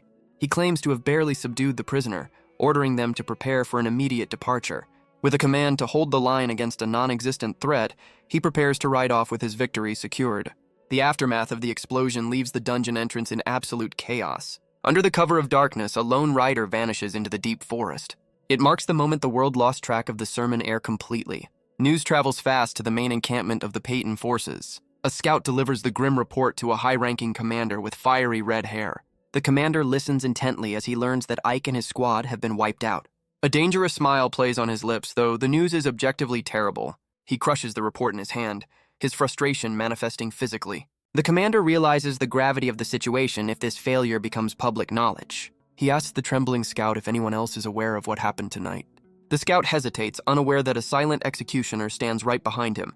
The armored figure's helmet glows with a lethal red light, awaiting the order. A single slash silences the witness forever, tying up the loose end in blood. The commander turns away, unbothered by the corpse cooling on his floor. He knows that if the kidnapping plot is exposed, the Payton family faces a political nightmare. A sudden shout from outside interrupts his strategic planning. He turns his gaze toward the entrance, annoyed by the disturbance. A brave Sermon soldier stands his ground, warning the invaders to back off. The guard draws his sword, ready to die for his territory despite the odds. But the real threat arrives as a massive figure in blue armor steps forward. Alejandro exhales a cloud of steam, his presence alone changing the air pressure. The Knight Commander challenges the enemy with a terrifying, quiet rage. His composure snaps, and he screams a death threat at the rival forces. He accuses the Patent Commander of trespassing and inciting an act of war. With a furious point of his finger, he demands they produce Ryun immediately. The red-haired commander deflects, bringing up the suspicious fire at the border. He tries to shift the focus to the destroyed dungeon facility nearby. Alejandro isn't buying the act, accusing them of camping there to destroy evidence. The Patent leader feigns ignorance, claiming he has no idea where the boy is. He adds a layer of deception, stating that his own nephew's sense is also missing. The Payton commander freezes in a cold sweat, the accusation of treachery hanging heavy in the air. Sena interrupts the standoff with a wave of fire, warning that only the young lord's orders are keeping him alive. She commands absolute silence, making it clear that finding Ryun is the only topic up for discussion. Deep in the forest, Truno searches desperately, praying the young master's clue wasn't a lie. He questions the location, noting that if the trail were obvious, the Patent forces would have found it already. Sena activates her magic, tuning into the unique frequency of the Sermine family's secret technique. She trusts that the resonance of the Blue Earth art will act as a lighthouse in the dark. A spectral vision of Ryun appears behind her, guiding her senses through the magical noise. A pulse of green energy flares in the distance, confirming that the signal is active and waiting. Her eyes snap open as she locks onto the target, declaring that the search is over. They approach a massive tree glowing with mana, but the sight that awaits them is grim. Truno gasps in horror, his face twisting in anguish as the reality of the scene hits him. A pair of bare feet dangle in the air, suspended by ropes and swirling green energy. It is Ri-Yun's original body, strung up and abandoned in the cold forest night. The scene is a gruesome tableau, deliberately staged to look like the work of a madman. The body is battered and lifeless, a discarded vessel left behind by a soul on the move. Blood-red writing on the cloth screams Sense Peyton's name, framing the villain perfectly for the crime. But beneath the horror lies a letter, sealed and waiting for the right eyes to find it. Sena spots the correspondence, realizing this is a message rather than just a corpse. Truno is too distraught to notice until she points out the final piece of the puzzle. In a flashback, Ri-Yun predicts this exact moment, knowing Sena would be the one to find him. He explains that infiltrating the Peyton family in a stolen body is too dangerous right now. Their leader is an 8th Circle mage who would spot the soul transfer instantly and destroy him. Sena reads on, learning that returning to the Sermon family is also off the table. If he returns alive, the Patton family would launch a full-scale war to cover their crimes. The current Sermine estate is too weak to survive such a conflict, so he must remain dead. He chooses a third option, deciding to vanish into the shadows to build his strength alone. He leaves behind a carefully crafted lie to protect his allies while he operates in the dark. Sena ignites the letter, destroying the evidence and accepting her role in the deception. She orders the steward to return home, knowing the real work of rebuilding the family starts now. Rapid footsteps slap against the cobblestones as a figure sprints through the morning light.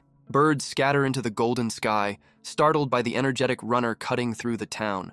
A burly shopkeeper waves him down, calling out to Leon with a friendly, familiar grin. Sena's masked face flashes in memory, confident that her young master will thrive in the shadows.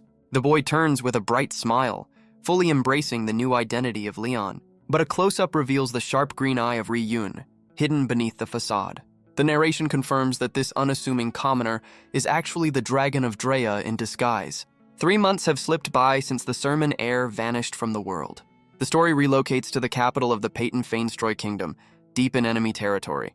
Locals gossip about the tense standoff between the Peyton and Sermon families that nearly sparked a war. They mention that the kingdoms had to intervene to stop the bloodshed before it began. The official story is that a traitor kidnapped the Sermine heir, leaving the family broken. Leon jogs past the chatter, his expression unbothered by the twisted version of the truth. The citizens scoff that the Sermon family accepted money to shut up about the incident. They mock the fallen house for taking a payout instead of finding their lost son. An apple is tossed in the air as they lament the disappearance of the legendary family head. Leon catches the fruit mid-air, ignoring the insults directed at his family name.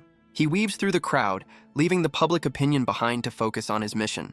A purple banner marked with a raven hangs quietly in a back alley. It marks the local branch of the Martong Assassination Guild, a dangerous place for a kid.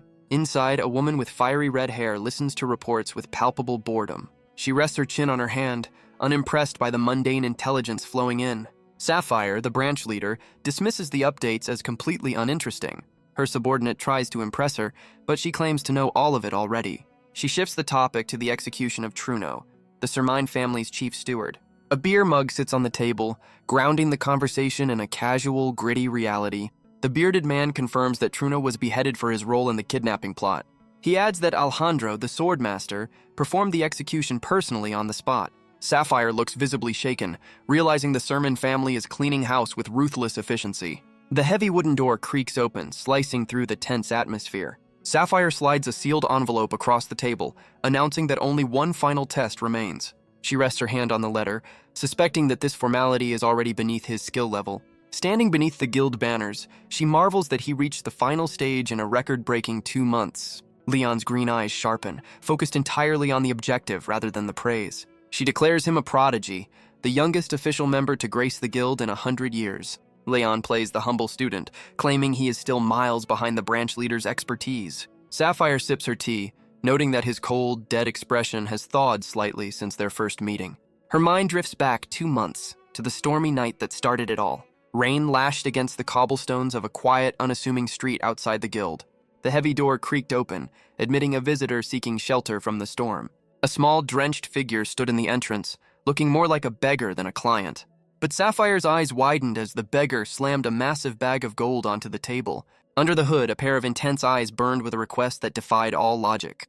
She was left speechless, trying to process the sheer audacity of the child standing before her. Back in the present, Leon smiles, knowing exactly the impression he made that night. Sapphire admits that once she saw the gold, her professional instincts kicked in immediately. She grins, confessing that she knew right away she wouldn't meet another client like him. It isn't every day a kid walks in with a fortune and puts a hit out on his own life.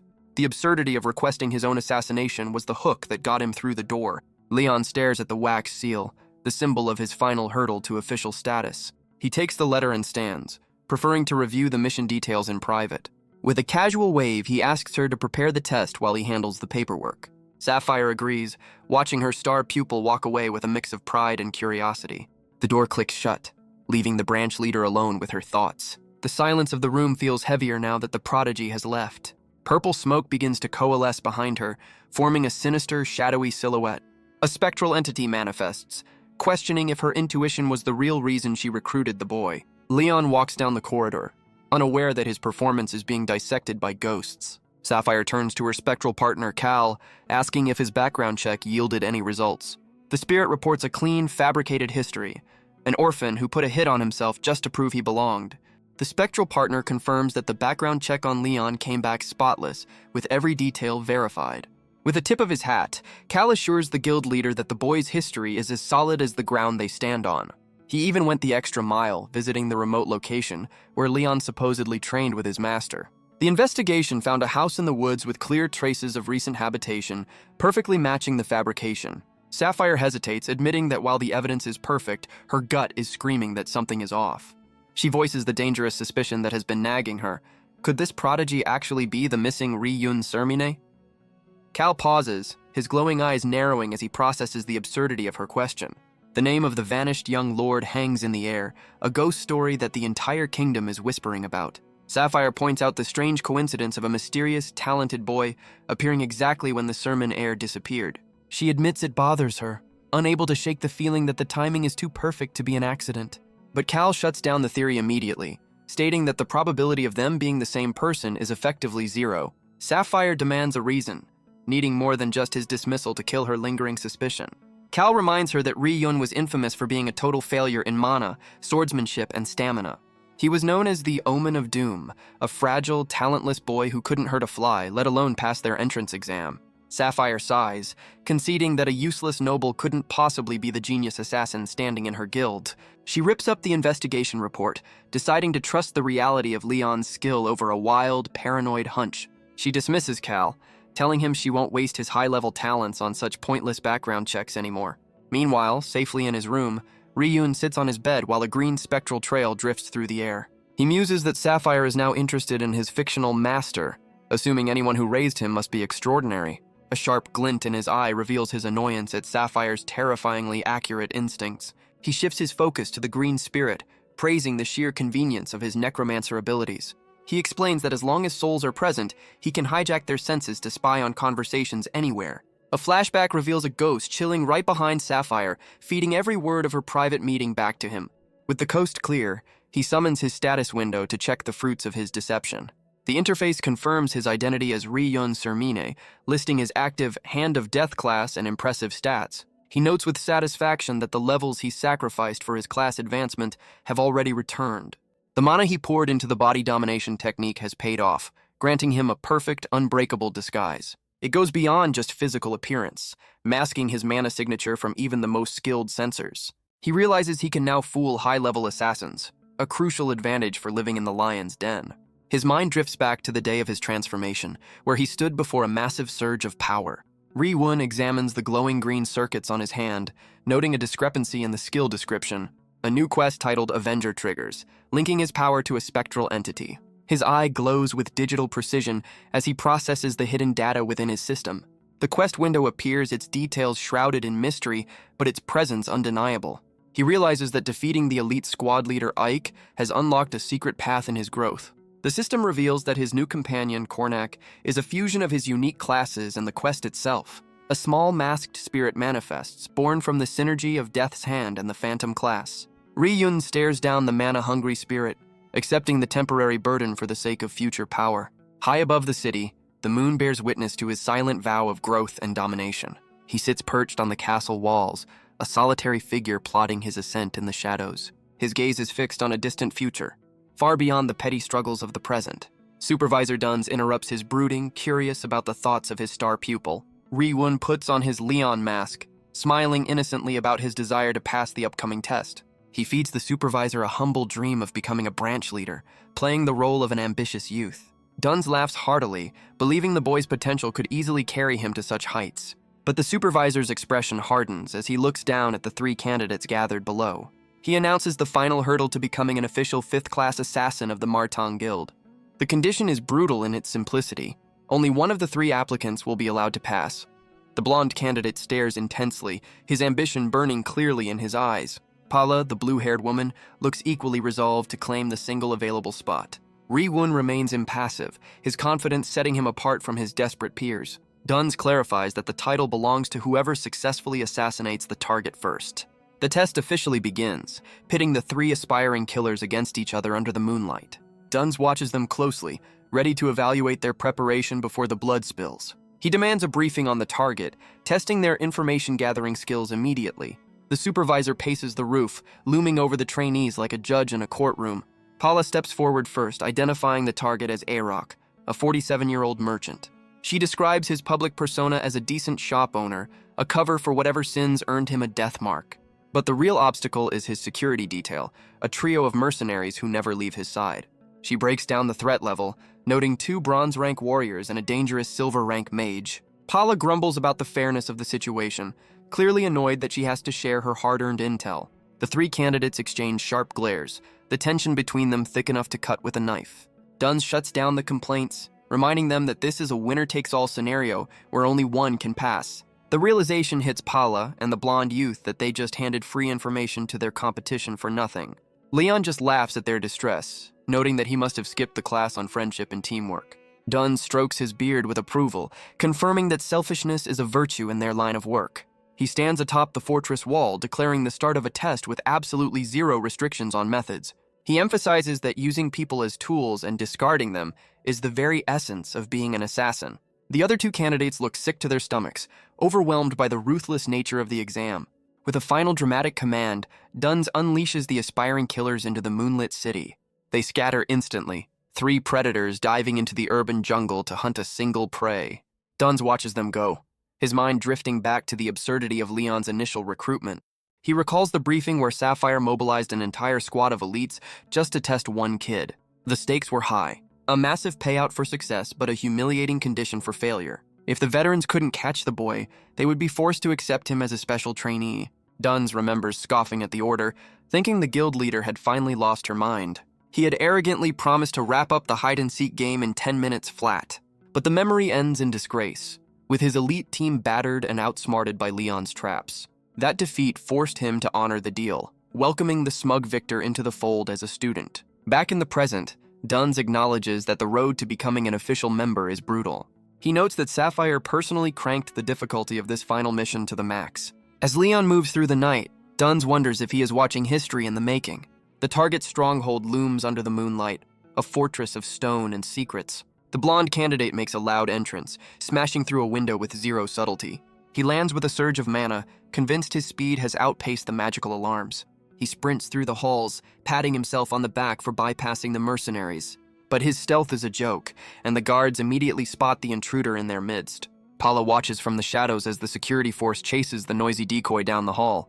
She sneers at his incompetence, though she silently thanks him for being such effective bait. With the guards distracted, she focuses on the target's habit of fleeing to a specific safe room. Leon tracks the target to the most unexpected fortress in the mansion, his wife's bedroom. Inside, a woman paces barefoot, her patience worn down to the absolute limit. She screams at her husband, furious that his messy life has brought assassins to their doorstep. Arok tries to calm her down, swearing that the security in this room is impenetrable. From the shadows, a golden eye observes the defenses, confirming they are indeed formidable. High in the rafters, Paula notes that the elite mercenaries have been lured away by the decoy. She grips her dagger, calculating that she can slaughter the remaining regular soldiers in a frontal assault. But inside the room, Arok panics as his wife points a weapon at him instead of an intruder. Paula freezes in her hiding spot, stunned by the sudden twist in the narrative. The wife trembles with rage, recalling the sweet lies he used to whisper to keep her docile. She snaps, accusing him of stealing from her family to fund his debauchery. The blade gleams as she screams about the money wasted on his concubine's gifts. Arak stammers a pathetic excuse about business funds, but it falls on deaf ears. The argument ends in blood as she plunges the knife into his chest. Paula watches in disbelief, realizing her target is being assassinated by his own spouse. The merchant collapses, his life ending not by a professional killer, but by domestic fury. The murder weapon clatters to the floor, echoing in the sudden silence of the room. The wife stands over the corpse, the adrenaline fading into horror at what she has done. She stares blankly at the blood, her mind shattering under the weight of her crime. Guards rush toward the door as she stands amidst the ruin of her marriage. Paula realizes with a sinking heart that the mission objective has been stolen right in front of her. She questions the rules of the game, wondering if a kill steal by a civilian counts as a failure. A sudden thought strikes her. Where in the world is Leon during all this chaos? The moon hangs high over the city, indifferent to the botched assassination attempt. Paula stands on the castle walls, accepting the bitter taste of a failed mission. She mutters the target's name, frustrated that he died so easily without her help. Back at the rendezvous point, she reports the grim reality to the supervisor and her rival. Duns listens impassively, his expression unreadable as the candidates gather. Paula notices Leon standing there fresh as a daisy and wonders if he even participated. The blonde candidate stumbles in, bleeding and confused about why the mercenaries started fighting each other. The chaotic skirmish ends abruptly as the supervisor calls time on the exam. Duns claps his hands with a satisfied grin, declaring that the testing phase is officially over. He shocks the exhausted trainees by announcing that the assassination was a complete success. With a scarred hand, he points directly at Leon, identifying the architect of the victory. The sun rises over the castle walls, illuminating the stunned disbelief of the other candidates. Duns explains that while the wife struck the killing blow, it was Leon's invisible hand that guided the knife. He confirms that Arak's death was a masterpiece of manipulation rather than a simple stabbing. The supervisor names Leon as the winner, praising the ruthless efficiency of the plan. A visual metaphor depicts Leon as a puppet master, controlling the wife with glowing green strings of influence. The blonde candidate and Paula stand frozen, realizing they were playing checkers while Leon was playing 4D chess. Dunn summarizes the feat, noting that Leon weaponized the target's own domestic turmoil to secure the kill. He turns to the prodigy, prompting him to explain the mechanics of his perfect crime to the class. Leon looks at them with a bored expression, as if the answer is too obvious to waste breath on. His green eyes gleam with intelligence as he agrees to break down his strategy. The rivals lean in, desperate to understand how they were outpaced so completely. Leon reveals that the solution lay in the toxic dynamic between Arak and his long-suffering wife. He displays the social web of the target, highlighting the wife, the concubine, and the merchant's greed. He explains that he simply used the internal circumstances of the household as his weapon. The blonde candidate snaps, accusing Leon of receiving the target's name from the branch leader in advance. Leon calmly denies the accusation, stating he learned the target's identity at the exact same moment they did. He points out that Arak was a famous figure in the city, making him easy to identify by name alone. He confirms that their intel about the alcohol business and the concubine was accurate but superficial. The background details of the merchant's life flash by, confirming Leon knew every dirty secret beforehand. He acknowledges that their assessment of the guard levels and the bedroom layout was also correct. But he raises a finger, revealing that he had already finished his investigation long before the test started. While they were scrambling to make plans, he was simply executing a script he wrote days ago. The realization hits his competitors like a physical blow, leaving them speechless. The blonde guy screams in frustration, asking how he could investigate a target he didn't know yet. Leon looks at him with pity, clarifying that he never said he only investigated Arak. He reveals the terrifying scope of his preparation. He gathered dirt on every single potential target in the entire city. Leon explains that he planted a seed in the wife's mind, framing the chaos as a plot by the concubine and her lover. He notes that she was so drunk on his narrative that she hallucinated the other assassins as the lovers in question. A flashback reveals the final push, where he personally delivered a letter that would tip her over the edge. The scene shifts to the moment the wife received the damning evidence from her own butler. The letter revealed that the money for the concubine's lavish gifts was stolen directly from her own family's fortune.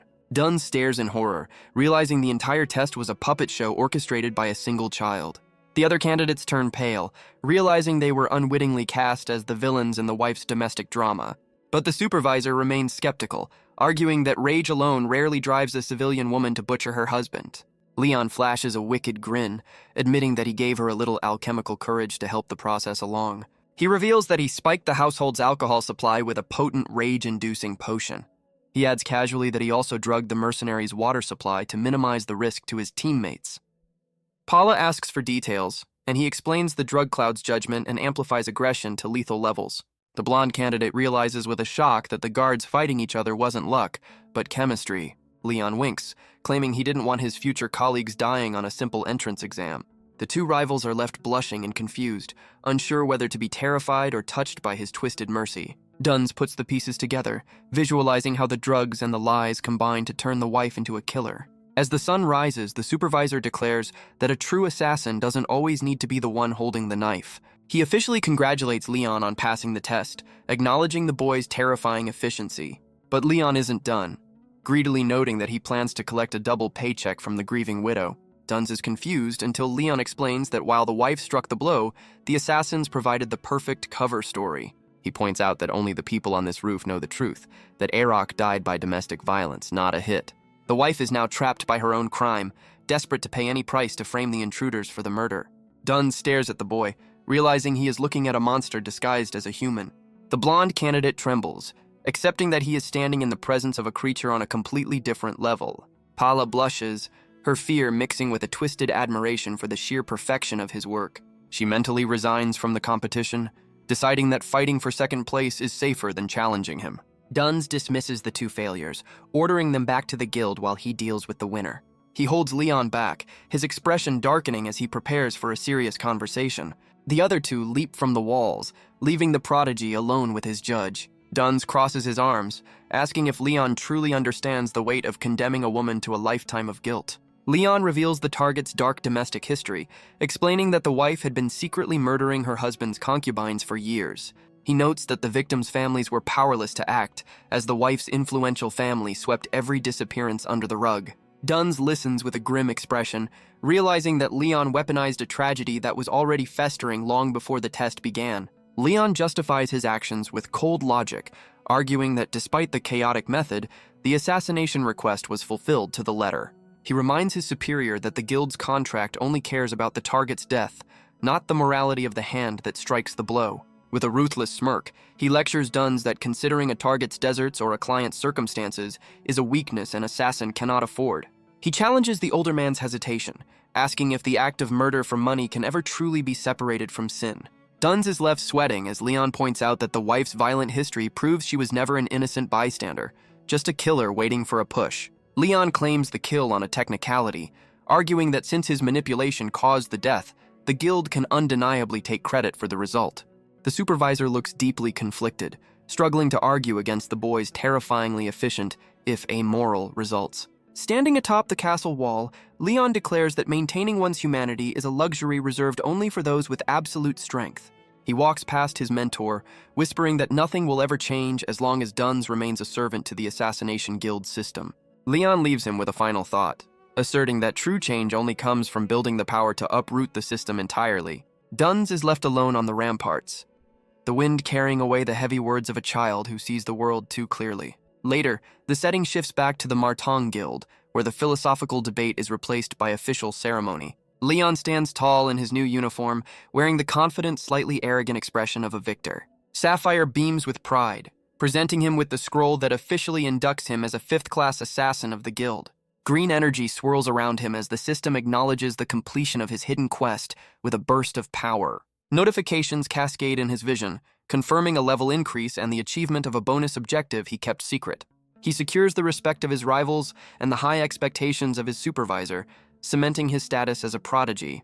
The system rewards his cunning with a generous amount of additional experience points, pushing his growth even further. Sapphire explains his new privileges, granting him the authority to accept official guild requests and climb the ranks. She raises a finger to outline the future, detailing the strict and difficult conditions required for his next promotion. Leon feigns shock at the requirements, though his mind is already racing to find the most efficient shortcut. He asks if a recommendation from a high-ranking member is a valid path, making Sapphire sweat with his naked ambition. She confirms the rule, realizing that this boy has absolutely no intention of grinding through low-level missions like a novice. With a greedy grin, Leon immediately pivots to the financial side, asking about the payout for the mission he just completed. The other assassins look on in confusion, baffled by the new kid's obsession with money right after passing a life-or-death test. He presses for the exact figure, his eyes gleaming with the anticipation of a very specific sum. Sapphire reveals the standard fee was 20 gold, split evenly between an advance and a completion payment. The other candidates watch in stunned silence as the newcomer rewrites the rulebook right in front of them. Leon boldly declares that since he brought the request, executed the kill, and secured the bonus payment, the credit is all his. He confronts the branch leader directly, pointing out that he has already met the 30 gold threshold for the next rank. Sapphire's expression darkens, her patience wearing thin with the boy's endless audacity. With absolute confidence, Leon demands an immediate promotion to 4th-class assassin, skipping the line entirely. Sapphire stands tall, her imposing presence silencing the murmurs of the veteran killers in the room. Shadows dance across her face as she asks if his arrogance has finally blinded him to his station. But Leon just smiles, unfazed by the lethal intent radiating from one of the guild's strongest leaders. She acknowledges his talent, but warns him that looking down on the organization is a dangerous game. She lectures him on the necessity of rules and protocols, the glue that holds their shadowy world together. Sapphire explains that the 4th class is where the amateurs are separated from the true professionals. It is a rank earned through blood, sweat, and the respect of one's peers, not just a single clever trick. She points an accusing finger, declaring that his demand spits in the face of every assassin who climbed the ladder properly. Her gaze softens slightly as she admits that, technically speaking, he has met the financial criteria for advancement. She turns away, offering him a graceful exit by pretending she never heard his foolish request. But Leon refuses the lifeline, his eyes burning with purple mana as he doubles down on his demand. Sapphire spins around in disbelief, warning him that failing to read the room could have fatal consequences. Before the situation explodes, Supervisor Dunn steps in to interrupt his volatile boss. He asks for permission to speak, risking her wrath to offer a different perspective on the prodigy. Sapphire glares at her subordinate, but grants him the floor to explain his interruption. Dunn shocks the room by vouching for the boy, stating that Leon is indeed ready for the 4th-class test. He argues that the boy's ambition isn't disrespect, but a hunger that hasn't been fully fed yet. Sapphire looks confused as Dunn mentions a critical element that Leon has kept hidden during his exams. He points out that while Leon is a genius schemer, he has yet to demonstrate pure, raw physical dominance. The other candidates grumble in the background, forced to admit that Leon won with his brain rather than his blade. The guild hall stands silent as Dunn reveals that the next test is impossible to pass with tricks alone. He suggests using the promotion exam as the ultimate litmus test to see what the boy is really made of. The other assassins grin, realizing this is the perfect opportunity to watch the arrogant rookie get humbled. Sapphire considers the proposal, recalling that even during his recruitment, Leon relied heavily on traps and evasion. A cruel smile spreads across her face as she agrees to the test, eager to see him bleed for his ambition. A heavy mug slams onto the wooden table, the froth spilling over like the tension in the room. The group gathers for a post-mission meal, but the supervisor is still reeling from Leon's reckless demand. His peers look at him with a mix of concern and disbelief, wondering if he actually has a strategy for the impossible test ahead. The waitress interrupts the heavy atmosphere, bringing a round of drinks to celebrate their survival. She serves the table with a smile, placing a glass of milk in front of the terrifying child assassin. Leon casually announces that he plans to skip town and rest until the exam date is finalized. Dunn nearly chokes on his drink, shouting in disbelief at the boy's casual attitude toward training. With a milk mustache, Leon asks if official members are allowed to roam outside the branch's territory. Dunn confirms the rules but remains skeptical, while Leon promises to return in time to check the notice board. The supervisor narrows his eyes, sensing that rest is just a code word for another one of the boy's schemes. Leon wipes his face with a smirk, offering no further explanation for his sudden vacation. He raises his glass to the table, encouraging everyone to drink their fill and forget the stress of the day. The tavern glows warmly in the night, a brief sanctuary before the harsh reality of their profession returns. Outside, the narrator notes that moments of peace like this are a luxury that is about to become extinct. Once he ascends to the 4th class, the relentless grind of mandatory requests will leave no room for breaks. Leon walks away from the city gates, knowing he must seize this final window of freedom to pursue his own goals. He stands alone on a precipice, the wind tugging at his cloak as he looks out over the vast, dangerous world. His destination is a place of nightmares, the legendary dark zone where humanity fears to tread. His green eye glows with anticipation, ready to return to the land of death that forged his family's legacy. The sound of thundering hooves breaks his concentration, signaling the approach of a large group. A heavily armed convoy tears down the road, led by knights clad in pristine armor. At the head of the formation rides a noble with pink hair, looking every bit the arrogant aristocrat. The leader spots a lone figure by the roadside and pulls on the reins, his curiosity piqued. He stares down at the hooded traveler sitting in the dirt, clearly unimpressed by the sight. The noble demands to know what a peasant is doing loitering in the path of his grand procession. Leon slumps over, instantly slipping into a new character to manipulate the situation. He pulls his hood tight, hiding his face and his true intentions from the approaching threat. The knights slow to a halt, surrounding the helpless traveler with an air of superiority. Leon puts on a pitiful voice, claiming a twisted ankle and begging the noble for a ride to the next village. But the noble sneers in disgust, threatening to execute the boy on the spot for the crime of delaying his carriage. A sly smirk tugs at the corner of his mouth, hidden from the arrogant commander's view. He calmly points out that the rhythmic hoofbeat suggests the convoy isn't exactly racing against time. The pink-haired commander Kennel recoils in sheer disbelief that a peasant would dare speak logic to him. Leon instantly deploys his ultimate weapon, unleashing a teary-eyed plea that radiates manufactured innocence. The commander and his horse both stare in silence, their aggression neutralized by the awkwardness of the situation. A sudden thud from the carriage interrupts the standoff, signaling that the VIP has been listening. A voice from within orders Kennel to stop being a bully and put the poor child inside the carriage. Kennel shouts his refusal immediately, horrified by the thought of a dirty commoner soiling the luxury interior. The voice compromises with a mischievous tone, suggesting that the commander simply share his own horse instead. Before Kennel can process the indignity, he finds himself awkwardly sharing his saddle with the grinning hitchhiker. His subordinate struggles to stifle a laugh, complimenting the commander on how well the accessory suits him. Under the noble's glare, Ryun maintains his cover, introducing himself simply as Leon from Peyton. As the carriage rolls on, he silently thanks the mysterious lady for playing right into his hands. Kennel grumbles that the boy should be grateful for his luck, unaware that he is the one being played. But as the smile fades, Ryun's internal monologue reveals that luck had absolutely nothing to do with it. He identifies the passenger as Saintine Rose, the exiled heir of a minor noble house bearing the rose emblem. A flashback shows his hand tracing the map, confirming he calculated this exact interception point days ago. He knows their history.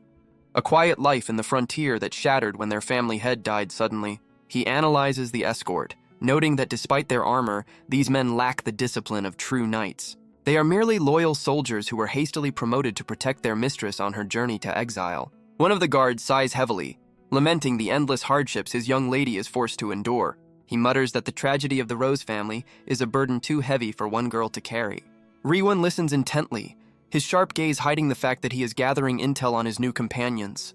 But his blood runs cold when the guard explicitly blames the Sermon family for their downfall. The soldier's face twists with bitterness, cursing the very name that Ryun secretly bears. Ryun recalls his own investigation, which stopped at the exile and never mentioned his family's involvement. He stares ahead with a hardened expression, trying to understand how his house got tangled in this mess. The guards discuss the rumors, unaware that the villain they are cursing is sitting right next to their commander. A vision of a poisoned murder scene plays out as they accuse the Sermons of assassinating the Rosehead to hide corruption. The moon rises over the silent mountains, shining down on a boy who realizes his enemies have been very busy. Ryun processes the intel under the moonlight, piecing together the tragic history of the Rose family. It was a classic case of a smaller house getting crushed between two whales, specifically the Sermine and Patton families. The friction began when the Rose family, technically from an enemy nation, aligned themselves with the Sermon banner. Their eldest son died serving the Sermon family, and in return, the Sermons promised massive financial aid. But this sudden rise provoked the jealousy of the rival Agony family, who shook hands with the Pattons to destroy them. The result was the brutal assassination of the Rose family head, leaving the house in ruins. With their leader dead, the fallen house had no choice but to embark on a humiliating exile to the Darren Kingdom. Only the newly knighted Kennel and a handful of loyal retainers remained to protect the young lady. Saintine Rose sleeps uneasily, unaware that her nightmare is far from over. The camp settles in for the night, a tiny island of light in a vast, hostile darkness. She curls up in the carriage, stripped of her status and left with nothing but her life. But Ryun knows that her life is exactly what the Agony family's second son is still hunting for. Kennel stares into the fire, clarifying that the true villains here are the Patton and Agony families, not the Sermons. He reveals that this exile was only possible because the Sermon family pulled strings to grant them sanctuary. Despite their own struggles, the Sermons squeezed out every last copper to fund the Rose family's escape. Kennel tosses a twig into the flames, his cynicism melting away to reveal genuine gratitude. The soldiers raise their mugs, toasting the very family they were cursing just hours ago. A guard offers the helpless traveler another bowl of soup, completely bought in by the act. Ryun accepts with a bright, innocent smile, playing the role of the grateful peasant to perfection. Kanil asks if the boring political talk was too much for a kid, but Ryun claims it was interesting. Internally, he suppresses a laugh, thinking about just how deeply involved he is in that boring story. Kanil suddenly questions his own judgment, wondering if it's safe to be so open with a stranger. He realizes he's just spilled state secrets to a random child he picked up on the road. He teases the boy for being bold enough to block a convoy, and Ryun sweats nervously at the accusation. The soldiers note that their commander seems lighter, having finally vented his burdens to someone. Kennel's gaze softens as he looks at the carriage, knowing the heaviest burden lies on the sleeping girl. Ryun drinks his soup, his mind racing as he identifies the real problem with this escort mission. He realizes that Kennel and his men, while loyal, are too inexperienced to sense the true nature of the threat. They are completely oblivious to the danger that is currently stalking them through the dark woods. The Ani family isn't satisfied with just political ruin. Their depraved second son wants Saintine for himself. Under the cold moonlight, Ryun watches from the cliffs, his eyes tracking the movement below. He leaps from the shadows, landing silently in the dense forest to prepare his next move. He confirms that a tail is following them, but decides to let them be since the intel is already leaked. Instead of fighting, he decides it's more efficient to turn the forest into a nightmare of traps for the pursuers. The guards spot him returning covered in filth, confused by the sudden mess on their guest.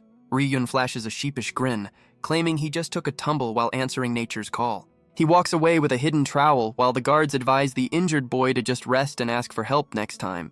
Behind him, the forest floor is now riddled with pitfall traps, buying the group precious time against the enemy. Back in his bedroll, he drifts off to sleep, considering his hard labor a fair trade for the soup he ate. The sun rises over the rugged mountains, signaling the start of another dangerous day of travel. As the group prepares to depart, Ryun thanks them for the ride, ready to go his own way. Kennel questions him, suspicious of what a lone child is doing so close to the deadly dark zone. Ryun reveals his cover story, displaying a collection of mushrooms and potions to prove he's a traveling peddler. He explains his simple business plan to buy monster materials in Dassam and sell them for a profit in Payton. The commander accepts the story, asking if this is where their paths must finally diverge. But before he leaves, Kennel extends a hand, offering a small glass bottle as a parting gift. He insists Ryun take the potion, noting that his injured leg probably hasn't fully healed yet. The potion glows with a warm light, a high-quality gift sent directly by the young lady in the carriage. Ryun glances at the window, catching the silhouette of Saintine Rose watching him go. Keneal scratches his head awkwardly, admitting that thanks to Ryun, they found a moment of peace she was grateful for. Ryun holds the bottle, touched by the genuine kindness of people who have every reason to be bitter. He bows respectfully, thanking them one last time before turning to leave. Keneal warns him not to seek them out in Daron, trying to protect the boy from the stigma of their exile. The guards smile as they watch their commander, noting that he's a softy at heart despite his grumpy face. Keneal snaps back to his usual self, shouting at his men to stop gossiping and get the convoy moving. The carriage rolls away into the dust, leaving Ryun alone on the road once more. He stares at the red potion, the weight of their kindness heavy in his hand. With a decisive pop, he uncorks the bottle, but his expression is unreadable. He tilts his head back and downs the potion, accepting the gift and the goodwill it represents. A few drops spill onto the dry earth, marking the end of his brief alliance with the Rose family.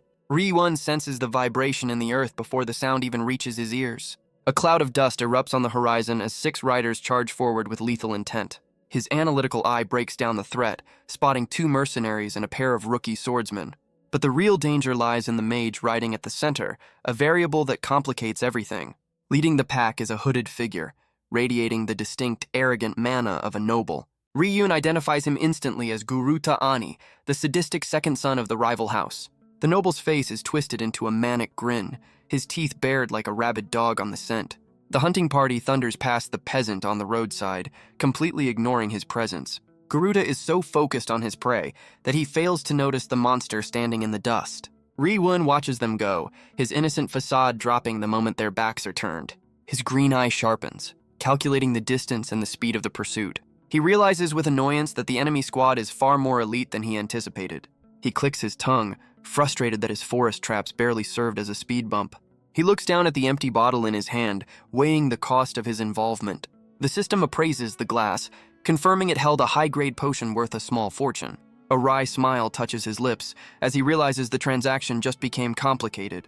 He marvels at the girl's stupidity, giving away a treasure to a stranger she met just yesterday. She is a fugitive hanging by a thread, Yet she still acts with the naive generosity of a saint. He knows exactly what awaits her. A targeted kidnapping and a massacre for her loyal guards. Green energy flares around him as he decides that the potion counts as an advance payment for his services. A magic circle ignites beneath his feet, preparing to bridge the gap between hunter and prey. He calls out a name, summoning the spectral entity born from his dark class. Kornak manifests from the void, a masked spirit ready to get its hands dirty for the first time. Ryun grins, eager to test the capabilities of his new partner on some deserving targets. Meanwhile, the Rose convoy pushes their horses to the breaking point, sensing the danger. Kenil looks back, his face pale as he realizes their head start has evaporated. He warns the carriage, apologizing for the rough ride as they kick into high gear. His subordinates look confused, wondering why their commander is suddenly so on edge. Kenil screams the warning, confirming that hostile mana signatures are closing in fast. He barks desperate orders, preparing to sacrifice himself so the lady can reach the border. Kenil calculates that reaching the border is their only salvation, as the Ani family won't dare cross Darren's guards. Realizing they can't outrun the pursuit together, the commander makes the hard call to stay behind and buy time. His subordinates hesitate, but he orders them to rendezvous at the border, prioritizing the lady's safety over his own. A bead of sweat rolls down his face as he forces a confident smile, knowing this might be his final stand. He admits the Ani Knights are out of his league, but his pride as a Rose Knight refuses to let him flee. The enemy force arrives like a thundercloud, a mix of heavy cavalry and hooded figures blocking out the sun. The leader of the hunting party spots the lone obstacle in the road, amused by the futile resistance. A spear plunges into the earth, bringing the galloping death squad to a sudden dusty halt. Kenil roars at the intruders, demanding to know who dares chase the exiled Rose family's carriage. He draws his line in the sand, threatening to take heads if they don't turn their horses around immediately. A chilling chuckle echoes from beneath the hood, completely unimpressed by the pink-haired knight's bravado. The figure mocks the threat, finding the idea of a mere knight stopping them to be hilarious. The hood is pulled back, revealing not just an enemy, but a face that drips with condescension. A hand casually removes the disguise, signaling that the time for hiding is over. Kenil stammers the name Guruta Ani, assuming the gray-haired man is the sadistic noble himself. But the veteran ignores the accusation, turning to the hooded figure beside him to confirm the plan. He dismisses Kenil as a distraction, ordering the rest of the squad to bypass the knight and capture the woman. The riders surge forward like a flood, ignoring Kenil's desperate attempt to hold the line. Kenil swings his sword in a panic, realizing he can't stop them all from passing him. A blast of magical energy slams into him from the side, punishing him for losing focus. A hooded mage rides past, his mana signature revealing him to be a second circle caster or higher. Kenil crashes into the dirt, his defense shattered in a single exchange as the main force rides on. The gray-haired commander wags a finger, telling Kenil to relax because his opponent is right here. A heavy boot stomps down, pinning the fallen knight to the ground before he can rise. Kenil looks up in horror, finally recognizing the traitor as Ciso, the former commander of his own Rose Knights. Ciso sneers alongside a mercenary, admitting he sold out his loyalty for cold, hard cash. He delivers a brutal kick to Kenil's face, mocking the idea that a fallen family deserves any allegiance. Steel clashes against steel as Ciso brings his heavy blade down to finish the job. Kenil barely blocks the strike, screaming at his former superior for having absolutely no chivalry left. Ciso presses the advantage with a cruel grin, reminding the boy that honor doesn't stop you from dying today. Ciso swings his blade with the force of a man who has traded his honor for a paycheck, declaring chivalry dead in this new world. Kenil barely deflects the lethal strike, his loyalty acting as the only shield against the traitor's overwhelming power. The traitor pauses to offer a twisted lifeline, suggesting Kenil abandon his doomed house and find a master who isn't exiled. But the young knight spits blood in defiance, refusing to let the word betrayal even enter his vocabulary. Ciso sighs, bored by such stubborn morality, and decides to wrap up this little reunion so he can collect his reward. He stands over his defeated former subordinate, offering a hollow apology before raising his sword for the execution. The blade descends, a silver streak of death aimed straight for Kenil's neck. But the execution is interrupted by a violent explosion of green mana that blasts the aggressor backward. Ciso's eyes widen in shock, blinded by a radiant energy that shouldn't exist on this battlefield. A spectral entity manifests from the light, a chaotic swirl of green malice that blocks the path to the fallen knight. The spirit Kornak fully materializes, grinning like a demon who just found a new toy to break. Ciso grits his teeth, realizing too late that a third party has crashed the party with lethal intent. The spirit moves with blinding speed, turning the air itself into a barrage of razor-sharp energy projectiles. It tears through the enemy ranks, turning an organized ambush into a chaotic scramble for survival. The ground erupts as the spirit slams into the cliffside, reshaping the terrain with pure magical force. Enemy mages desperately erect barriers, terrified by the skill level of this mysterious, invisible assailant. Siso takes a direct hit, coughing up blood as the green energy ravages his internal organs. From the shadows, Ryun grumbles about the cost of doing business, deciding that one bowl of soup is worth exactly one saved life. A sword spins through the air, disarmed from its owner by the sheer force of the spectral assault. Chaos reigns as the invisible attacker dismantles the enemy formation with surgical precision. But near the carriage, the battle is far grimmer, with blood staining the pristine white vehicle of the noble lady. 2 loyal guards stand their ground, their bodies battered and broken, but their resolve unshaken. They gasp for air, knowing that their strength is failing against the endless waves of attackers. The enemy mocks their futile resistance, laughing at the idea that loyalty can stop a blade. The hooded riders suggest they just die quietly, pointing out the massive gap in their combat levels. A soft voice cuts through the violence, commanding the slaughter to cease immediately. The carriage door opens, and a single, elegant step signals the arrival of the prize everyone is fighting for. Saintine Rose emerges into the carnage, thanking her men for their service while ordering them to stand down. She draws a dagger, not to fight, but to negotiate the only currency she has left, her own life. With the blade pressed to her throat, she gambles everything, betting that her captors need her alive more than they want her guards dead. The carriage stands silent amidst the carnage, a grim monument to the ambush that decimated the convoy. Siso steps through the smoke, his eyes locking onto the woman who represents the last flicker of the Rose bloodline. Saintine Rose steps out with surprising dignity, praising her fallen defenders for enduring as long as they did. She confronts the traitor, offering to surrender quietly on the condition that her remaining men are spared. A dagger presses against her own throat as she threatens to destroy the very prize they came to capture. She glares at Siso, gambling that his employers want a living hostage rather than a corpse. But the traitor just sighs, looking at her like a naive child who doesn't understand the rules of the game. He cruelly points out that since she never reached the safety of Darren, she holds absolutely no political leverage. The realization hits her like a physical blow, her hand trembling as she understands she is nothing more than a loose end.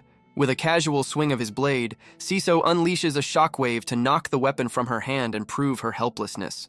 He grabs her roughly, eager to show her exactly what happens when a powerless noble resists a mana-wielding knight.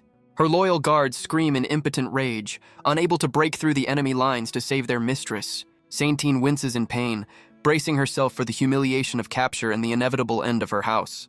But a shadow drops from the sky, delivering a brutal, gravity-assisted kick directly to the traitor's face. Saintine looks back in disbelief, tears freezing in her eyes as her desperate prayer is answered by a violent miracle. Ryun lands with the grace of a predator, sending the attackers scrambling back in a cloud of dust and confusion. Siso stumbles back, blood dripping from his nose as he screams to know who dared to interrupt him. Ryun stands over the fallen, casually mentioning that he's here to settle the debt for the potion she gave him. He draws his dagger, suggesting that the soup and medicine can serve as an advance payment for his services. With a professional smirk, he asks if she would like to officially commission a Martong assassin to handle the trash. Saintine stares at him blankly, her brain struggling to process the sudden shift from tragedy to business negotiation. Ryun waits for the answer, looking every bit the mercenary despite his young appearance. Siso looks bewildered, unable to understand why the infamous Martong Guild would interfere in a private family purge. He demands to know why a killer for hire is protecting a ruined house that can't possibly afford him. Saintine's mind races, wondering if this boy represents a hidden connection to the legendary Asan lineage of assassins. Desperate to secure his help, she stammers out an offer of 30 gold, likely her entire remaining fortune. Ryun grins under his hood, praising her for having good situational awareness in a crisis. But his expression sharpens as he looks at the enemy forces, declaring that her offer is unfortunately not enough. He tallies the threats: a sadistic noble, a traitorous commander, and a high-ranking mage waiting in the wings. He bluntly informs her that 30 gold is only enough to pay for the head of the knight standing in front of her.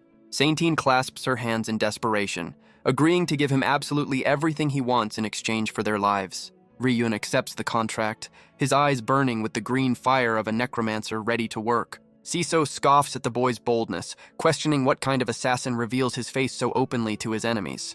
Ryun draws his blade, retorting that hiding in the shadows is a tactic for cowards with small dreams.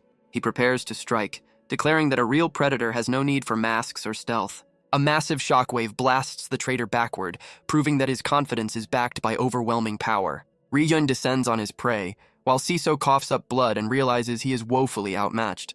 Saintin watches in stunned silence, the wind from the attack whipping past her face. Ri-yun grins, thrilled to be executing his first official commission for the Martong Guild. He clenches his glowing hand, determined to build a reputation that justifies the massive price tag he just negotiated. Siso struggles to his feet, refusing to accept defeat at the hands of a mere child. He screams in defiance, warning the boy that veteran swordsmen are not such easy prey. Ri-yun glances back with a cold, mocking expression, questioning who exactly "we" refers to. Siso answers with a lethal swing, aiming to split the arrogant assassin in two. Ri-yun weaves through the air, dodging the heavy blade with frustrating ease. The traitor slams his sword into the ground, missing his target, but showing terrifying strength. Siso yells at his fallen comrades, demanding they stop playing dead and join the fight immediately. He rallies the remaining traitors, warning them that their opponent is a high-tier threat from the Asan family. The soldiers coordinate their attack, shouting that Ri-yun made a fatal mistake choosing the losing side. They unleash a synchronized assault, confident their combined swordsmanship will finally corner him. Ri-yun wraps himself in a protective aura, looking at their formation with amused pity. He activates body domination, his physical form blurring as he charges straight into the teeth of the attack. A system window flashes, confirming that his speed has been magically accelerated to superhuman levels. He tears through their ranks like a green comet, moving faster than their eyes can follow. Siso panics as he loses visual contact, unable to detect any mana signature to track the boy. The traitor swings wildly at shadows, his discipline crumbling into pure fear. Ri-yun dances around them, mocking their desperate attempts to find a rhythm against a ghost. A single green eye glows in the chaos, signaling that playtime is officially over. He unleashes a devastating counterattack, his speed turning one strike into a dozen. The synchronized formation shatters instantly under the weight of his absolute dominance. Ri-yun's eye flashes with a lethal green light, signaling the start of a one-sided massacre. Siso swings his blade in a panic, but he is fighting a phantom that moves faster than thought. The traitor screams in confusion, unable to tell if his opponent is a man or a magical illusion. He realizes with horror that despite the visual chaos, he cannot sense a single drop of mana. Ri-yun appears from the blind spot, his presence screaming danger a split second before the strike. Siso tries to rally his crumbling formation, shouting for discipline while sweating bullets. But Ri-yun is already inside his guard, calmly listing the debuffs he has already applied. The commander freezes, realizing he has been hit with physical weakness and sensory disruption without noticing. Rage mixes with terror as he identifies the forbidden necromancer abilities fueling the boy's power. A scream tears through the battlefield as green energy and steel finally meet flesh. The formation disintegrates into a chaotic storm of blood and magic as Ri-yun tears through them. His eyes burn with cold fury, channeling the pain of the betrayed Rose family into every strike. Silence finally reclaims the desert road, leaving the carriage standing safe amidst the aftermath. Kenil limps forward, his armor battered but his spirit soaring as he calls out to his liege. He smiles through the blood, checking on his people with the relief of a man who cheated death. The reunion is sweet, with the survivors gathering around the commander who refused to run. Saintine breaks down in tears, the overwhelming relief shattering her noble composure. Ri-yun watches from the sidelines, his job done and his green eye fading back to normal. Kenil's subordinates look at him in awe, stunned that their commander actually held the line. But the touching moment is ruined as Kenil yells at them for disobeying his order to flee. He clarifies that he didn't do it alone, pointing to the mysterious mage who dropped from the sky. He lists the boy's achievements: crushing the traitor, silencing the mage, and capturing the noble leader. Kornak hovers silently, holding the unconscious bodies of their enemies like trophies. The group turns their gaze to the spectral entity, wondering just what kind of monster saved them. Ri-yun prepares the final part of the transaction, weaving a complex magic circle in the air. The green light intensifies as he manipulates the spatial magic to deliver the goods. He unceremoniously dumps the bound body of Garuda Ani right at Saintine's feet. Saintine stares at the boy she thought was a peasant, struggling to reconcile Leon with this powerhouse. Kenil stammers out the truth, revealing that their savior claims to be an assassin from the Martong Guild. The pieces fall into place, explaining how a single boy dismantled an elite squad with such terrifying ease. Desperate to survive, the traitor Siso falls to his knees and offers to triple the bounty. He frantically cites guild rules, claiming that assassins only care about gold, not the client. Ri-yun's eye glows with irritation, bored by the noise of a man who doesn't get it. A blade of green energy silences the argument permanently, cleaving the traitor in two. The body collapses in a heap, proving that some debts can only be paid in blood. Ri-yun sneers, insulted that the traitor thought he was a cheap mercenary with no standards. He turns to Saintine with a playful grin, checking if she remembers the price of her survival. He reminds her that the Martong Guild has a zero-tolerance policy for unpaid contracts. With a terrifying smile, he asks if she understands exactly what kind of organization she hired. Saintine trembles but nods, fully aware that she has made a deal with a devil. But Ri-yun waves it off, admitting he knows the Rose family is currently penniless. Saintine looks surprised, realizing he isn't going to extract the payment from her corpse. He instructs her to file an official request for the 30 gold later to keep the guild happy. As for the rest, he declares it a private debt to be collected at a time of his choosing. Saintine blushes and clutches her chest, agreeing to the secret terms of their verbal contract. Business concluded, he orders them to gather their wits and head for the border immediately. He promises to handle the cleanup, ensuring no pursuers will be left to chase them. The group prepares to move out, leaving the carnage of the battlefield behind them. He advises them to keep their story simple for the border guards. They were attacked and survived. The soldiers watch him with awe, impressed by the cold efficiency of their young savior. Kenil nods solemnly, swearing to follow the instructions to ensure his lady's safety. The commander calls out to Leon, his voice thick with a mix of gratitude and confusion. Riwon stops and glances back, his silhouette framed against the purple sky.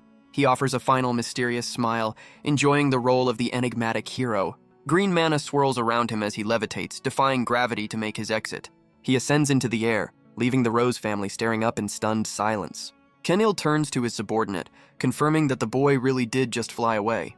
A residue of green energy lingers on the ground, the only proof he was ever there. The commander realizes with a shiver that assassin was likely just a convenient label. He recalls the monstrous spirit the boy summoned, knowing that no ordinary killer commands the dead. The commander's mind conjures the image of Veda, the legendary necromancer who stands atop a mountain of skulls. He theorizes that the boy isn't just a prodigy, but the secret disciple of that terrifying ancient master.